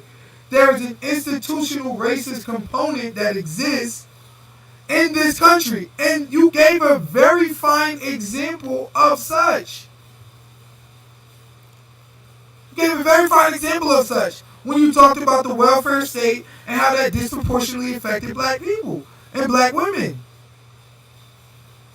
Professor, join in. What you got to say about this? Because I know you got a lot to say. Well, it was interesting. They tried to make the comparison to the Asian population, saying that they're pretty much successful across the board when it comes to these social economic issues versus black people. But the thing is, their race is, their population is actually a lot lower than ours. When they make these comparisons, I don't know, it's kind of hard to explain this. I don't see how we would compare in the first place to Asian Americans. Like we would hear a lot longer in the U.S. number one. You know what I'm saying? Like, and it's cool to make, like if you want to name the statistics versus white Americans, sure, but to use another race, and yeah, I don't know. I just had an issue with that. So use another race to make your example. I agree with you there. I don't think she made a good point there because for Asian Americans, they are their statistics, their numbers are low, right? They're lower, so they should have lower incarceration rates Yeah, exactly. because That would be their automatic. numbers are lower. And that's my point. Like they're an example of what it should look like. We're not. Why is that? Right. You know what Our I'm saying? numbers are lower, but yet we have higher incarceration rates. So go ahead, Draco. What you gotta say about that? It just goes right back to my saying that black people are the most gullible ethnicity on the planet. There's no reason why we hold such a small ratio of our ethnicity within America, yet we hold such a high quantitative amount in crime. Essentially, we're within our. If we were to compare them 1-to-1, we're basically at a substantially higher rate of crime per one white person, and that's just sad. No disagreement at all. Check this out. As a matter of fact, I'll help you out there. The stats that she was naming when she said it was 1 million of us and 4 million of them, right under that, we are, for murder, we got 4,000, and they have 3,000. 14% of us in it, we have more than them as far as murder. But robbery, we have 29, they have 25. Mm-hmm. You know, so yeah, that proves your point. However, that's where the question comes in. Would you be able to say that based off of just those statistics alone that we're in jail more just because we commit crime more? When you take those statistics and correlate them with our history in America, would you be able to say alone that we just commit crime more and that's why we're in jail more? That's exactly what that means. Even like I said, but in correlation with the history as well. I mean, Because you know facts of the history, like you know stuff also existed that was against us, and so I'm big on accountability as much as you are, but I also know that there's such thing as a domino effect, and that when slavery ended, it didn't change for us overnight, and that showed through like most people don't know a lot of history, right? But here's what they do know: they know slavery happened, they know segregation happened, and then they know poverty happened as far as black Americans go. That's the three things they know. And those three things right off the bat let you know that we didn't go from slavery to today. Mm-hmm. You know, so all of that shit in between was a domino effect. All of that shit in between, it couldn't change. Even if we wanted it to, it was not going to change. You had a bunch of white people after slavery that still wasn't with the fact that slavery existed. I mean, it didn't exist anymore. They weren't okay with it. But what did they cope with? They coped with segregation, because segregation wasn't exactly something white people were happy with either. That was just something, that was an adjustment. You know what I'm saying? That was just something that they had to deal with. Like, all right, since we can't own these niggas, at least, you know what I'm saying? At least we cannot make them equal to all of the shit behind it, right? So, you know, they would get white people were more mad back then, if you ask me, than they were happy at those times during segregation. They were happier during slavery. Segregation gave us more open shit. We were a lot more free. But then at the same time, it was like all right, it's still our world, but they're occupying. You know what I'm saying? And so it went from that mentality to this mentality, and to now the modern mentality. Modern mentality is everything is good, but that's not even possible. It's nowhere there. And the way I see it, it's not possible because of the fact that, because of the system that was already in place. You know, because after segregation, it was no longer a direct hit on black people. Now they don't have to attack us ourselves. You talk about it all the time, right? Black on black crime. We do it ourselves. That is the most genius way to get rid of a race of people. Absolutely. Not have to take accountability for it. Yeah. To find a specific way to do it and not have to take accountability. Now I need you to also understand that this conversation is not going to happen between the average black dude. You understand? So when we talk about accountability also requires awareness. Mm-hmm. You get what I'm saying? And awareness is not, the system's not going to work if most people are aware. You know what I'm saying? That's the way a system works. It's not going to work if people know about it. If they know that this system benefits me only temporarily, right, while the government is actually benefiting from a long-term perspective. We get money, change, you know what I'm saying? We get one president, right? We get the little shit that they're going, you can do this, you can do that, because they show one person able to do it. Mm-hmm. But then at the end of the day, though, that's not the long-term goal for us as far as their perspective goes. It never was. But it is smart to make it seem like it is, so that way all of the resources that we have currently is only used against us, and we don't even know it. Right. You know what I'm saying? Like, for example, like we talk Facts. about gun control all the time. You know, it's safe to have a gun, but as far as how we're supposed to use it, they're going to promote our gun-to-gun violence, right? And they're going to let us put that music out. We can kill each other anytime we want, and so the access to guns is a lot more. It's a lot more accessible. than So I would say this, you know, first of all, the whole 14% of the population argument, I really don't even rock with that, and it's for a few reasons.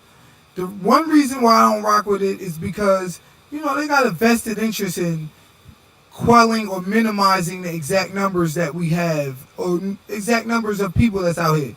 You know what I mean? Because remember, if you feel as though you only 10, 12% of the population, you only got a certain marginalized amount of people, your revolutionary spirit will be quelled as well.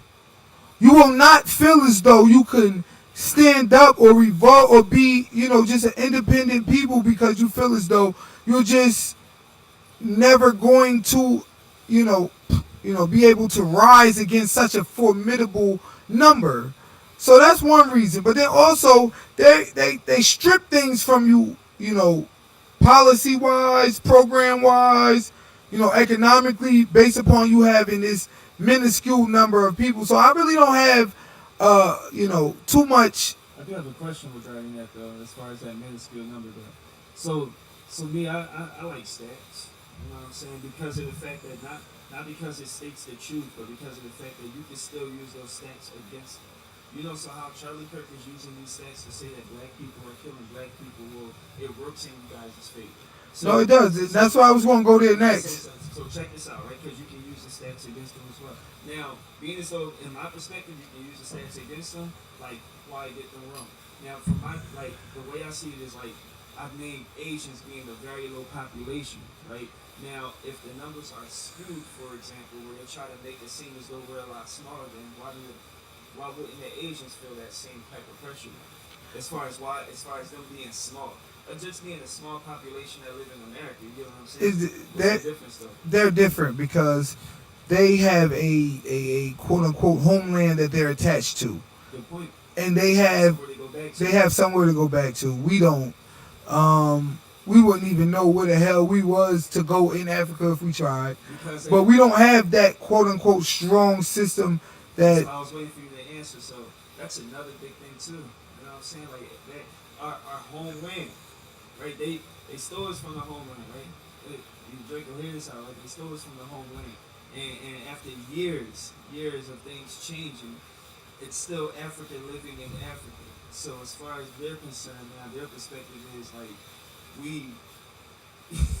we're not a good representation of black people from Africa's perspective. And so it's like when I said that system works in the most genius way, right? Even if we wanted that whole movement of move back to Africa, that was great as far as your mental go, but actually going back to Africa was not exactly the best idea for black people in America, and it really never was.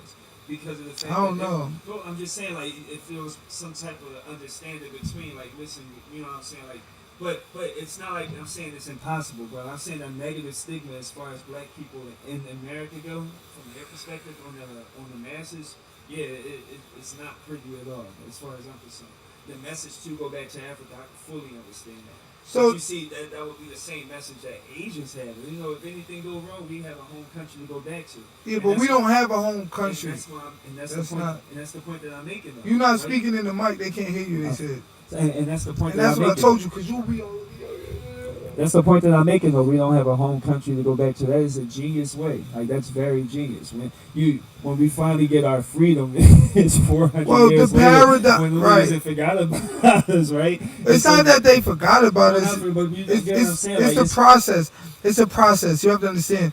We have been in America so long as a people, and we have had a sojourn here no other people have had, and because of our sojourn that we have had here, it gives us a unique circumstance and a unique position when it comes to where we stand versus where the Chinese stand, where anybody else stand. We don't have a homeland to reconnect or go back to because we was breeded. We don't have a homeland to reconnect to because we've been here just as long as white folks. We fought in every single one of these American wars, from the Revolutionary to now. Black folks was fighting. There was no wars black folks wasn't in. Black folks been here about as long as white folks been here. I'm talking about from Africa. And, you know, so as a result, because we have this unique history that we have been, we are so intertwined with the fate of America. We don't speak our same language. We don't have those names. You go look at the Chinese Americans, they still got the name of Chin Ho Park. They still have the name of Lee, of Chan. We don't have those luxuries. Our name is Johnson and Jackson and Walters and Washington and Lincoln and Jefferson and Johnson. We named after the same slave owners that had us years and years ago. So we don't have that same connection to Africa. Our language, our religion, our mores, our folkways, our norms, our values are dictated and come from them. So now when we have a population of Asians or whatever that A, have not been through what we've been through, B, have a homeland, C, have not been purposely miseducated and destroyed, D, weren't breeded and enslaved and, you know, crack, AIDS, and gangster rap, as I say. You understand what I'm saying? You know, these particular policies that proportionately affect us, that disproportionately affect us, they did not have to deal with these things. They were still able to keep their culture, keep their language, keep their God. It's smart because you see, America is a free country, but freedom doesn't come without consequence. And so therefore, it's as if they use the consequences of freedom against us. We fall into those dumbass resources that we think we're benefiting from. When we really But we never really was benefiting from them. Well, we think we are. We never was really benefiting from them. We benefited slightly in the way they wanted us to. But we never were allowed to truly become who we, to our full potential. And that's because they, always had a vested interest in black Americans, you know what I mean? Like, we make money for them. You know what I mean? Even still to the day, we make a lot of money for them, whether it be the NBA, the NFL. You got millionaires, they making billions off of it. Whether it be the Gucci, the Louis, all that stuff we buy, they making money off of us. Whether it be the prison industrial complex, they making money off of us. The poverty industrial complex, they making money off of us. The military industrial complex, they making money off of us. We are still a commodity in certain ways, so yeah, like, it's different for us than it is going to be for other racial and ethnic groups. You understand what I'm saying? So when they bring up those Chinese Americans and this, that, and third, it's a trope. It's a trope. And when he says, black people just seem to have, commit more crime and that's why they more locked up, then you're negating the coordinated, overt effort to make sure black people commit more crime by the powers that be. I just think in that video when they brought up the Asians, I just think that if she was smart, as far as that concept though, when they tried to argue that with her, the Asian Americans, I think that she was thinking smart and she would have known that they used a point that only works against them. That wasn't the point they used that actually works for them. It only worked for them in that argument against that girl who couldn't make an argument back because she was down. It's definitely an argument that works against them, but I want to address something that Draco said too. You said there's no reason why black people should be committing crime at a disproportionate rate, 40%, 50%, and I will push back on that because there is reason, and there's very valid reason. What is the common denominator when it comes to abundant and rampant crime? Oh, before you ask that, actually, I need to see if he agrees with what he said. Because he actually said the reason that black people commit crime, number one, is a single parent home. But I want to get to that Well, in a minute. Well, that's what I'm saying. That's kind of the same But- question, though. I wanted him to answer it though. The question one more time, focus. The common denominator for rampant and abundant crime in the community. Improper raising and poverty. Primary, it gotta be one or the other. Improper raising or poverty. Improper raising. Over poverty. Yeah. So you telling me that improper raising does more to affect crime than poverty? Yes. And what statistic do you have to like back that up? But you keep in mind, it means that you will make the claim that the accountability is definitely a lot more. Because it's a direct correlation between poverty and the crime rate. But there is no correlation between bad parenting. Like that's a fictional like we got Let's go with that. you can't really pinpoint bad parenting, but you can pinpoint the correlation between crime and poverty. Well, that's what I'm saying. It's his claim. So basically, so in your perspective, it's bad parenting and then crime. Okay, all right. The reason why I say it's bad parenting is because when you start to do a bit of research as far as those that commit violent physical crimes, and you do some research, you will see that they were raised up inside of a broken household, or if not having a single parent, they will constantly see domestic violence within the household. Typically, violent crime is sparked from some sort of trauma that happened in a previous life, causing them to go out and want to inflict detriment upon someone else.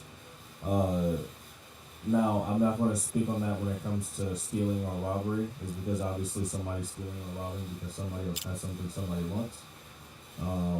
But that's the main reason why I feel as though a child that's improperly raised would, a child improperly raised would be a higher chance of committing crime than somebody who's impoverished, because I've seen plenty of happy homeless people.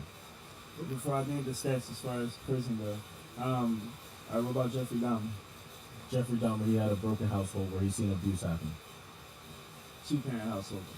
where he's seen domestic violence happen. That's why I made sure I put in that detail. Alright. So So, like, what happens is, when they did some stats, they took all the black Americans in prison and broke them down into two, in one parent. They broke them down into two in one parent household, and the percentages weren't too far off, not crazy too far. And so there was a very high percentage as far as black community go. As a matter of fact, I say about 76 to 80% black children grow up with a single parent home. But it doesn't. But what happens is that it's not really converting that into the prison system, because crime is too general. So putting it under the parents is a bad way. That's why we ask you as far as like, is it really bad parenting or is it poverty? And if you look at the list of crimes, a lot of those crimes fall under financial needs. You know, and so, all right, and so when I told him the other day. You ever hold seen on, the I got a movie- question for you though, you real ever seen quick. the movie Trading Places? No, Eddie Murphy basically did this movie where he traded places with this. I dude. need So to Eddie ask- Murphy was this homeless. I dude.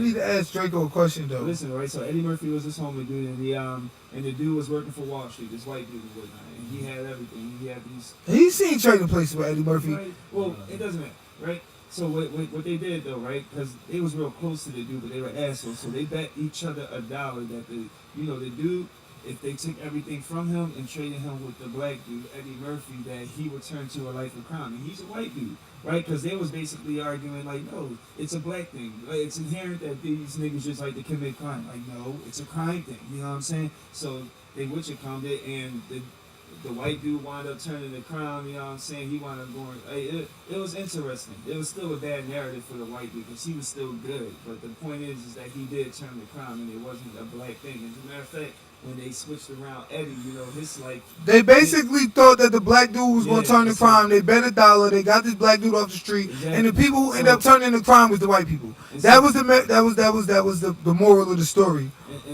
And so as far as like black people go, when you compare it to race or crime, it always tends to turn out to be more of a crime. I'm sorry, like more of a financial thing. So when I looked at the list of crimes that we basically commit more than white people, even though it's more, I mean, it's less of us, it turned out to be robbery and murder. Right now, when two black people are killing each other in the hood, they're usually doing that shit over money, territory, drugs, all of that shit, which is all root of money. When it comes to robbery, we ain't robbing nobody for anything but stuff that can get us money or money.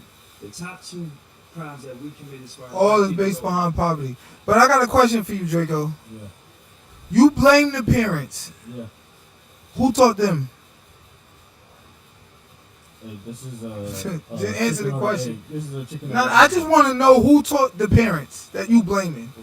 Because they was taught by and miseducated and misguided and misleaded and purposely undereducated and denied the same access to proper funding and education. And they dealt with it too. They were placed in poverty too. They had to deal with the same propaganda. They had to deal with the black inferiority complex. They had to deal with the adverse effects of white supremacy. They had to deal with inferior education, special education systems that was incentivized us being put in these programs of special education. We had to deal with all of this, right? Black women had to deal with Roe vs. Wade, where they was 80% of abortion facilities was put in a community, and they was told it was a badge of honor to kill your baby, propagandized by other black women like Angela Davis, all of them sitting up there telling them, like, we had to deal with all of this miseducation. Who taught the parents? Because you want to blame parents that was also taught by a misguided system. That was also taught by a system with a vested interest in their destruction and demise. So it does, and it does though, because you have it does because if was who taught those parents, that doesn't negate what I'm saying. I'm just saying it's the parents. So therefore, you're just saying no, but the parents of the parents. No, but who taught those parents? But so exactly, you're saying the parents of the parents of the parents of the parents. No, I'm not. But with black people, you don't gotta go parents to the parents of the parents. You can go parents to the parents, and they were slaves. My grandfather, my father, who was born in '57, was born as a slave. No civil rights, no voting rights, no. He was discriminated against. They were born in a time when you couldn't drink at water fountains with them. We don't gotta go parents to the parents of the parents. If black people go parents of the parents of the parents, you got people who couldn't read and write by law. By law, they couldn't read and write. They could not educate themselves or their children. So for us, when you talk about blaming the parents and blaming parents specifically, well, who taught them? It don't matter. It's still the parents. At the end of the day, no, it's the parents. I'm telling you that it's not the parents because they were purposely miseducated. And then another point is, good kids come from bad homes and bad kids come from good homes all the time. You have a staple in the rich, wealthy community that I have to raise my child a certain way or he will be a brat, he will be spoiled, he will squander my whole fortune. You got rich people who leave all their money to charity because my kids ain't shit. There are horrible children that come from rich, good people all the time. That come from moral people. That come from people with access. What, bad children? Mm-hmm. That come from good people, quote unquote, all the time. Okay. I had a good friend of mine grew up with him. I ain't gonna say his name, but I was just gonna call him Pete P right now. I mean, And Pete. Oh, can I finish? oh my god. Okay. You said name one. Somebody that we all know. Hold so up. it's verifiable. Okay, I got you. Let's see, someone that we all know. So it's verifiable. Hold on. A parent, a child who screwed up the bag of their parent. That came from a good home, and their parent wasn't. Well, we don't know how home. As well. All right, well, let's not go screwed up the bag. Mm-hmm. Let's go with people who came from a good parents. Okay. Let's look at let's see. 'Cause you throw me on the spot. I can give you personal examples of people that I know. But let's Verifiable. hold on, okay, because we talking about good homes, but we don't know whose home is good because we weren't in those homes. So that's really a gaslighting trope question, but it's really not a question that is quantifiable or verifiable. But I'm gonna still give you an example of somebody, right? Because you deal with people like, let's say, the Menendez brothers. They killed their parents.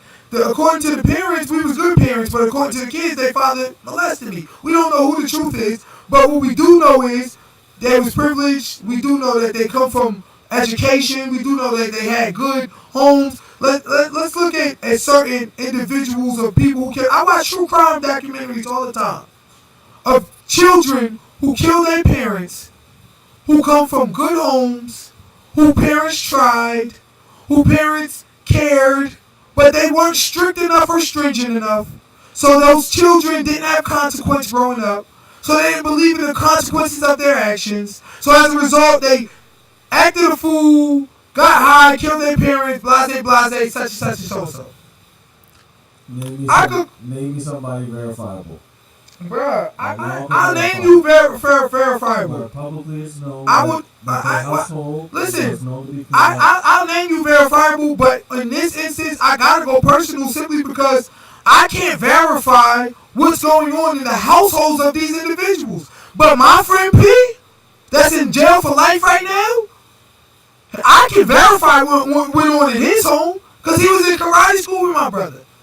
Because we were all went to his house. And we know his parents. Father was a lawyer. Mother was a good homemaker. All his siblings is doing fine, good right now. They all grew up to be successful, good individuals. He's doing life in jail. I can name you my boy T. I ain't gonna say his name. But he from the hood too. Rest in peace, he passed. But his brothers is good. His twin brothers, his sister, his parents. He grew up with a good life. But he took a wrong turn. He went down the wrong path. And he began to chill with individuals that was not, becoming of how he was raised. Me.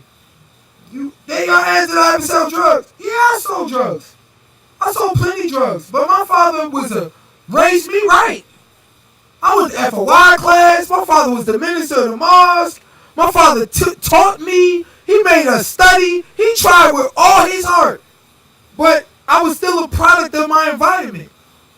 Still went out to the streets and still dibbled and dabbled. You have a police record? I don't like to speak on that. Are you homeless? I don't like to speak on that because I have opportunities. Are you homeless? I'm not homeless. Are you jobless? I'm not So jobless. therefore, you can't even use yourself as an example. So therefore, leading back to my case, Bruh. if you're raised in a household, generally you will make good. Bruh. Unless you give me Bruh. verifiable. I don't talk about my stuff on purpose, but I was homeless not too long ago. Give me a My nigga, don't get it twisted. Folk had his issues. Hold up. Folk had his issues, and anybody who know me know I had my issues. Selling 20% off. I was in a position, my nigga, I'm talking about 2017.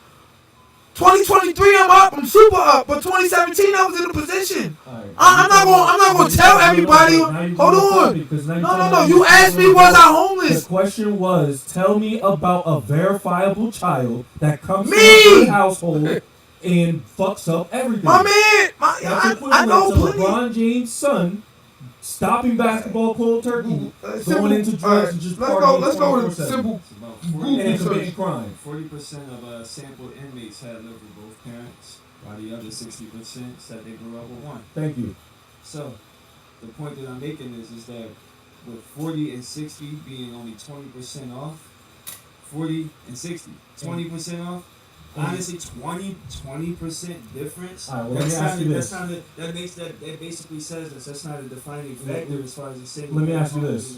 Would you rather have $400,000 or would you rather have $600,000? 600. I don't see My why point they- exactly. So now, with that being said, out of the million, if we're talking about I got you. I'm getting to that. I'm happy you fell right into my chop card. So say if it was 1 million people that they did that test on, out of 60%, which is the majority, it don't matter if it was 599,999, and the other one was 600,001. It don't matter. It's still more, and it shows that even if it was 10%, that's substantial in a grand scheme of how many people we're talking about. It's as far as like success rate go. If you would want that or none at all, yeah, sure. But to make to the like when we're talking about in comparison, like what causes more to end up in jail. And so Right. when you look at 60-20, right? 60-20 is a lot less in comparison to the percentage of what would happen if you were in a impoverished area. You know what I'm saying? So the chances of you ending up in prison if you're growing up in a impoverished area is a lot bigger than the chance of you ending up in prison if you grow up from a single parent home. You understand what I'm saying? They're showing you that by showing you the amount of inmates that are in prison that did come from two-parent homes. But that's a trope, though. But and this is why that's a trope. This is why that is a misnomer. This is why that is a fallacy. Okay? First of all, step parents are not factored in. Yes, they are. Actually, that's in the too as well. Step parents may be factored in if you get married, but step parents ain't factored in, or strong male figures ain't factored in, or uncles ain't factored in. Hold on, time out. Let me finish, please. They're not factored in. So you, shouldn't be. Not if you're not married. Yeah, statistically speaking. You're not even a stepdad. The reason- bruh, you should though, because this is why though. This is what I'm saying. What I'm saying is this: A, good kids come from bad homes. Bad kids come from good homes. B, you can't blame the parents because who taught those parents? And then also, these same parents you talking about that are single, step parents ain't factored in. Strong male figures ain't factored in. Community ain't factored in. Hold on. No, they are, because the point is this. If you had if you had a good upbringing, poverty don't matter. Conditioning don't matter. Imaging don't matter. Propaganda don't matter. The music affecting you don't matter because you had two parents. And then we're going to look at these numbers and say, well, 60% of kids that are locked up, they didn't have two-parent households. But we don't know how they was raised. We don't know if it was a strong mother in the house. We don't know if they had male figures. We don't know if they had stepfathers. We don't know if they had strong teachers, principal, anybody who gave them advice and tried to keep them on the straight and narrow. To say that it's simply the fact of those who had a hand in raising this child is to not only negate the systematic influences, but it's to act as though you know what the hell went on in this child's life. You don't. You could talk about these children who may have been rich or well off or two parents, and you can say, well, give me a tangible example of a rich person. And when I give you a tangible example, all you can do is give the dissenting argument or the dissenting narrative. You haven't given me one verifiable person by an outside source. Bro, we just did, though. You haven't named not one person all three of us know.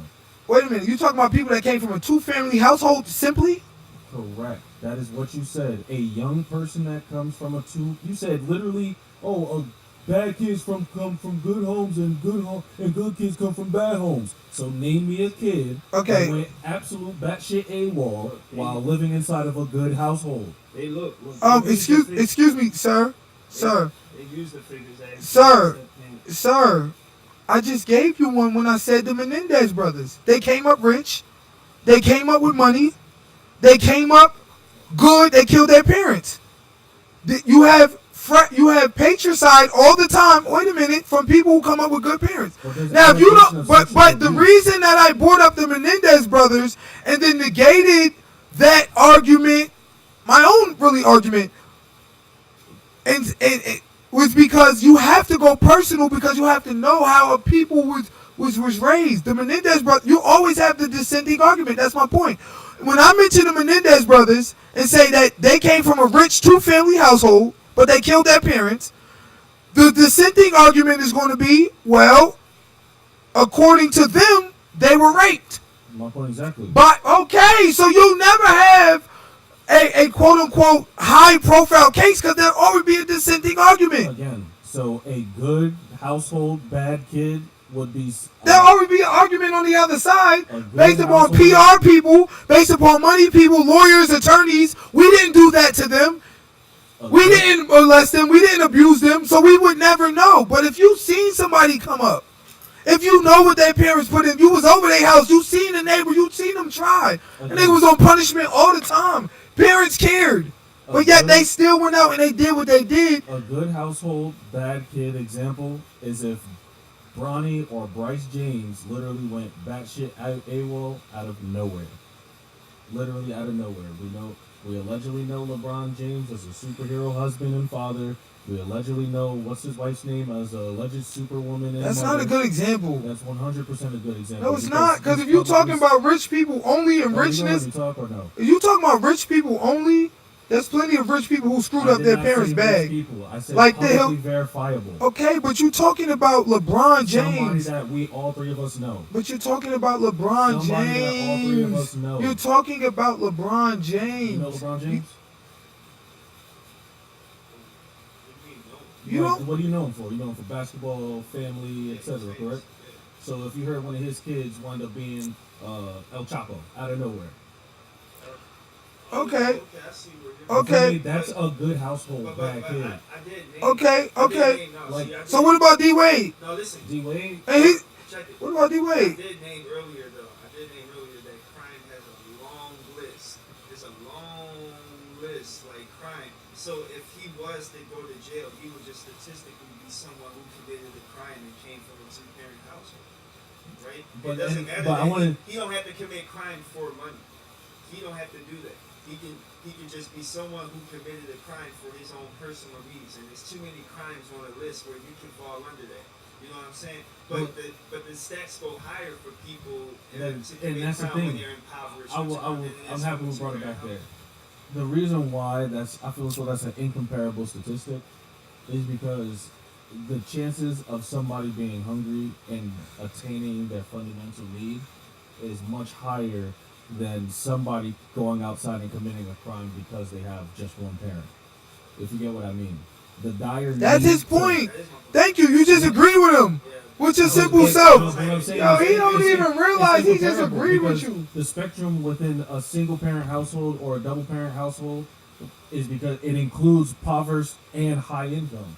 So the chances are within the reality of somebody committing a crime within the ratio is incomparable. Sir. Because the people inside of an impoverished area versus the whole entire general spectrum, you're only talking about this set of people versus everybody. Excuse me, sir. Let me explain something to you. There are That's how plenty. statistics work. There are plenty of individuals who, because they come from impoverished areas, strive to teach their kids better. But it does not matter. Because although they're telling their kids to walk upright and do good, the kid's still hungry. Mama still need food on the table. There's still poverty. So I watch my mother. Hold on. I watch my mother struggle growing up. I watched my mother not put food on the When we stay table. Conceptual, we're not trying to talk about personal anecdotal shit. Like What are let's you stay talking conceptual. about? We're talking about the whole entire concept in behind the comparison in impoverished area criminality. Bruh, that's what I'm versus talking a single about. parent versus My a nigga, double that's what I'm parent. talking about. What I'm telling you is that poverty can cause need and want. Poverty can cause lack of access. And when you are restricted from access, you gain that access by any means possible, including crime. So crime becomes the number one determinant because of the poverty that you're dealing with. Have you ever been hungry? Before you start not talking about rich kids who screwed up their parents' bag that was rich that never had to go down the mill. Let's talk about the children who had to go down the mill all the time. And as a result, delved into crime because they don't want to see their mother suffer. They don't want to see their kids, their friends suffer. I mean, their siblings suffer. Their own kids suffer. They don't want to be raised as, they don't want to raise their children as they were raised, having to say no all the time, having to penny pinch. So I'm going to try by any means necessary to go out and get me a bag. I'm going to, by any means necessary, go out and try to raise my financial status. So I'll delve into crime. I'll do this. I'll do that because of my socioeconomic status. That's a very real reality. That's why you can correlate the numbers with poverty in prison, but you can't correlate the numbers with bad parents in prison because you don't know how many bad parents exist. That is a ghost you chasing. It's the parents. Which parent? What did they teach them children? What religion did they have? How strict were they? You don't know. You have to go on a case-by-case basis and see each individual that is locked up, that is doing time, that did whatever they're doing, and then you have to assess how that individual raised. Then you have to talk to the parents, interview them. How did you raise your children? What did you teach them? How much often did you teach them after they came home from school? Did you let them listen to Hot 97? Did you let them listen to gangster rap? You ain't doing none of that, so you can't blame no parents. But you can look at a very real crime statistic and see the correlation with prisons. See the correlation with affected behavior. That is reality. The stuff you talking is fiction. You cannot compare the chances of somebody going to prison out of a single parent household versus a double parent household versus chances of crime within impoverished areas. Two different genres. Two different genres of stats. And actually, I don't know why it took me this long to think about that. You can't compare the two whether or not which one is more capable of happening because you're not including the general summons of everybody when you're just talking about a impoverished area versus a single parent and a double parent household. So I guess the point we're making is the fact that a single parent household isn't really a big determining factor when it comes to people ending up in crime. Well, actually, it can be because a single parent household means lower income, which means impoverished, which means more crime. Yeah, but you're still leading to poverty, though. Okay, No, you're still leading to poverty, though. What I'm saying is So you single It's parent still household can be like a bonus factor of it, but it's vice really, versa. But when he's stating that you know the number one factor, that's completely wrong. It's completely wrong. And the numbers on single parent households is wrong because they do not factor in stepfathers. They do not factor in. They do not factor in. No, that's factor. Stepfathers are in that. Married, maybe. And that's my point, though, right? Married with custody, maybe. But they don't really factor in No, you wouldn't. the. Okay, so alright, so look, do they factor in child support? See, look, this is my point. I'm sitting here as a single mother talking about in poverty, but I got this nigga over here who's a stepfather who giving me money. I'm getting child support from him. My kid not wanting for too much. I'm getting money from him. I'm getting money from them. I'm getting money from them. Well, as far as her, But yet I'm still a single mother. That's why I'm saying though, like the Census Bureau takes down that type of information. If you're claiming him as a stepfather, he's part of your household because you're married to him. He's taking care of you. But then you lose child support. Women are not going to report stepfathers. That's my point. So it does not factor in, right? So when you're talking, let me stop yelling. When you're talking about, factoring in if they're married, so they're not considering them to be stepfathers to them. Regardless of what the women say, that's my stepfather. No, he's not. He's not to us. Right. You should ask him. That's how Do you think you okay, but how many women are married It don't matter. and still getting child support from this next man and I'm married to a successful dude? Yes. So the this, government's got to record somehow. Well, They can't exactly, record. yeah. Yeah, they got to find a way to Until record. it's They given to them to record, wouldn't be able to record would if be it's recorded. based off a boyfriend because any dude can come in and out at any given time. And so okay, you have to- so because any dude that coming in and out is not factored in, then the uncle who gave you strong guidance is not factored in, and the various male figures throughout your life, and that teacher and that guidance counselor that was there for you, and the OGs on the block who try to give you guidance. None of that is factored in. So we're not just going to blame the parents as if these children had zero guidance. What we can do is acknowledge that independent of the guidance, you still had poverty, you still had structural conditions, you still had conditioning, you still had propaganda, you still had, overt mind manipulation. All of this shit counts when it comes to the upbringing of a child. You ain't just gonna simply say it's the parents' fault. And if you do want to blame the parents, well then who taught them? It don't matter. But you see, that's what I'm saying though. Like, crime is too many ways. It's too many ways of crime. You are in here right now, right? Like we can. All right, so for example, we're right across the bridge from Jersey, right? So you know what I'm saying? They got the legality shit going on as far as recreational, but if we were to smoke something right now over here, that would technically be illegal. But if right now we're chill. But if the cops were to arrest us, they would put us on record for having committed a crime. Now, I grew up in a 2-parent household, but because I smoked weed and the cops arrested me, now I'm a criminal. But I came from a 2-parent household though. So you get what I'm saying? But I still went to jail. Crime is too many ways. It's too many categories. Like you're being labeled as a criminal, right, off of committing a crime. But it doesn't mean that because you came from a certain type of household, it wouldn't make a difference as far as that go. Because after you left that household, your decisions were up to you.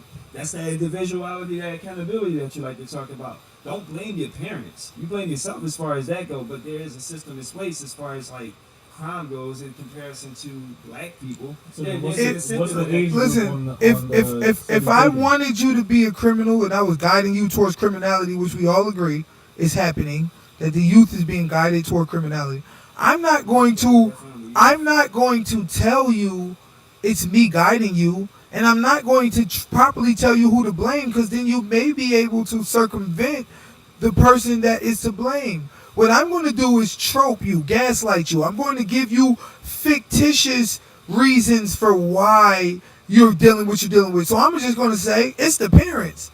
Let's blame the parents. But when we actually break down that argument, we have 3 very real criteria you have to address. Number 1 being who the hell taught them. They were purposely miseducated by the same system. Okay? 2, good parents, good kids come from bad homes, and bad kids come from good homes all the time. 3, they negate the stepfather, the strong male influences, the strong neighbors that it takes a community, and all of the religious figures. Mama took you to church. She couldn't do it by herself, but you was in church every week. Pastor Deacon Mitchell and all of them tried with you. You negating every single influence in this man's life and saying nobody tried, or they should have tried harder, and it's all their fault, when the reality is you got a system that's working on them, that's showing them criminality, but not consequence. Showing them Gucci and Louis and drugs and guns, but not jail. You have a system that is constantly working on them with the imagery, with the music, with the movies, with the propaganda, with the conditioning, and you negate all that when you blame the parents. You just say, yo, it was just the parents. The reality is that it's much more than that. It's the society. That's why we call ourselves products of our environment. We're products of our environment because the environment that we were raised in helps to dictate how we were grown and raised. We blame parents all the time. It's the parents. But we don't blame their teachers. How much I send my children to school 9-10 hours a day, 10 months a week. Their teacher have way more of an influence of the education and upbringing of them than I do in many. I'm out here working. I'm out here busting my ass to provide. I send them to school. Oh, it's the parents. It ain't the system. It's the parents. But nobody said it's the teachers. The teachers got way more influence over these children because we send them to them. The schools are responsible for their behavior and their upbringing, but we don't blame them. If a kid act up in school, we blame the kid, we blame the parent. What do you think it takes a village to raise a child means?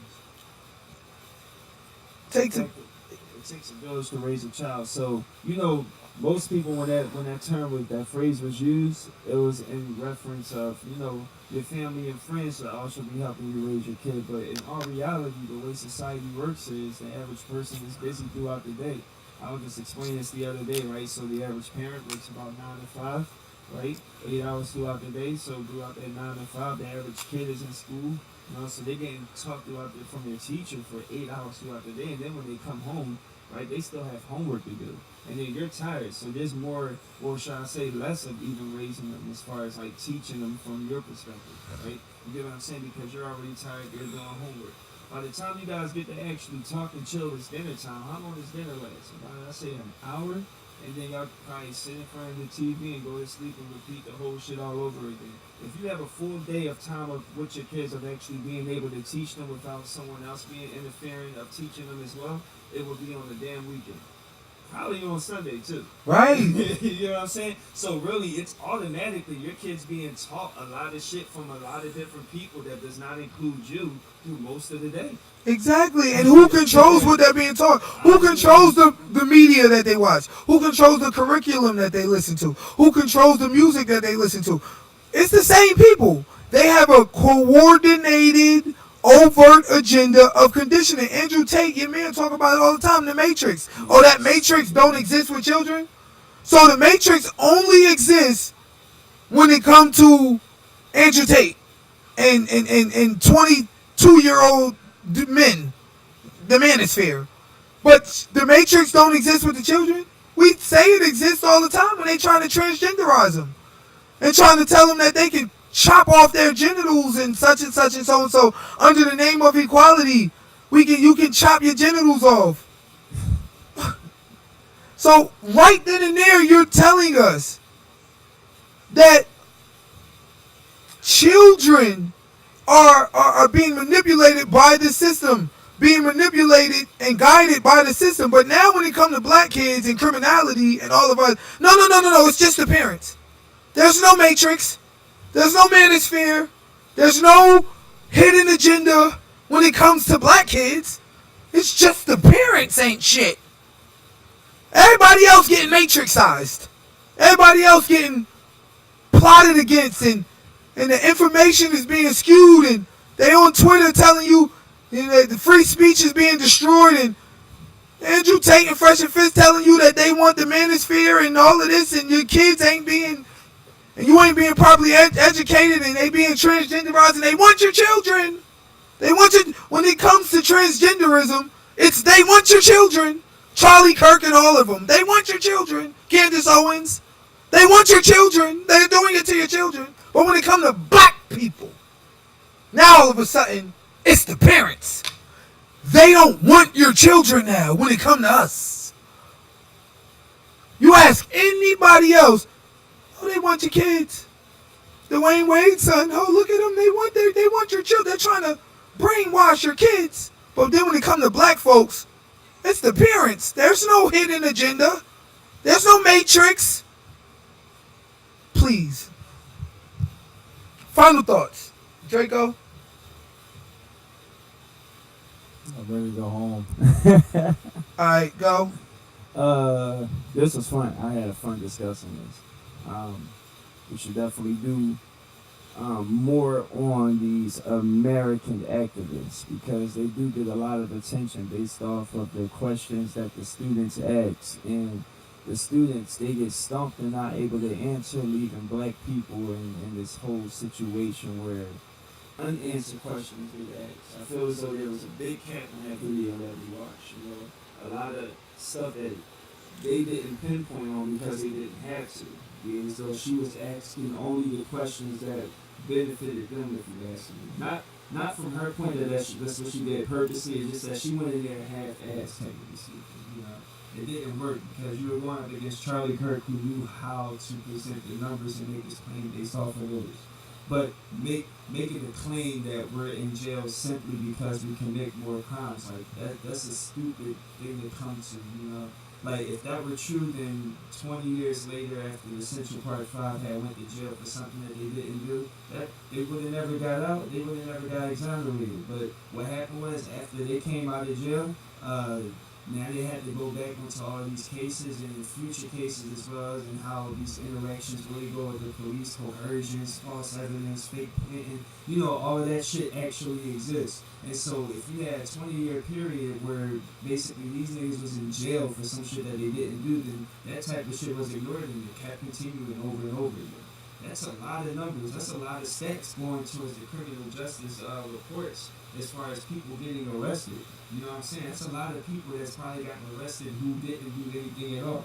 Or who even got coerced into That's a good saying that point. they did this. You know what I'm saying? Like that shit exists now. It's not just something that I'm just making up. Like we know it exists for sure because the Central Park 5 came out and all these other cases, So, I feel as though we should definitely react to some more of these bits, to call people on the BS like they say. No, we definitely And gonna do it. I still follow Charlie Kirk. Like I'm still half of a fan of his as far as like how he presents back against certain individuals. Because we were just talking about the transgenderism thing. I don't see he's never said anything wrong as far as that goes. But his views also go extreme when it comes to certain things like this. It's because like he's still stuck in that whole leftist bubble. As far as I'm concerned, it's like you have a good point on this, but then as far as this goes, that's why I can't really categorize myself in the political view. Right. Independent will. Listen, first of all, I want to say thank you to all my fans. Big shout out to all our fans. Big shout out to Candace, Quan. I'm sorry we didn't come last week. He said it was low key tight. Big shout out to everybody on Facebook who holding us down on all of the platforms. Next week we'll be back on Instagram. Big shout out to our Twitch followers. Big shout out to our YouTube followers.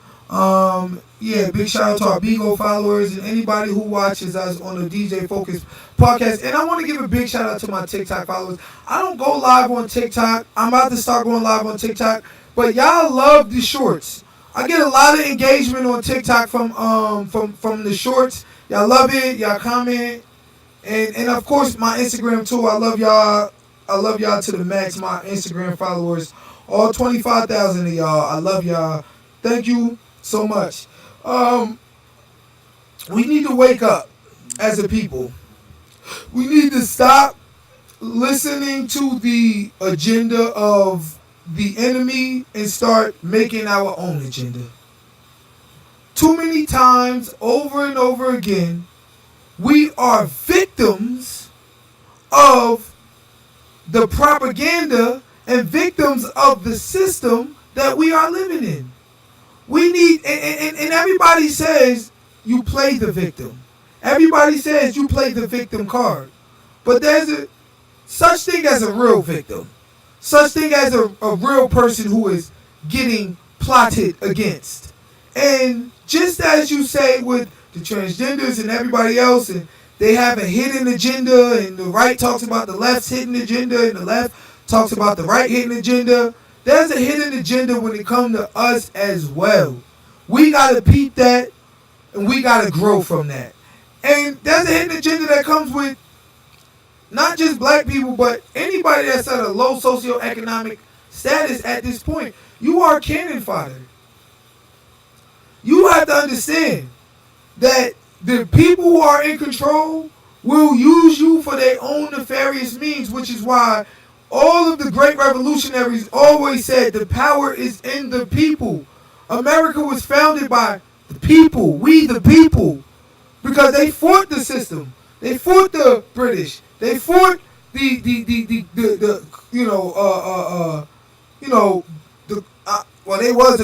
colonialists. They fought them. They was the colonialists, but they fought the queen, whatever you want to say, because they realized that the power is in the people. So the power is always going to be in the people. So never ever bow down.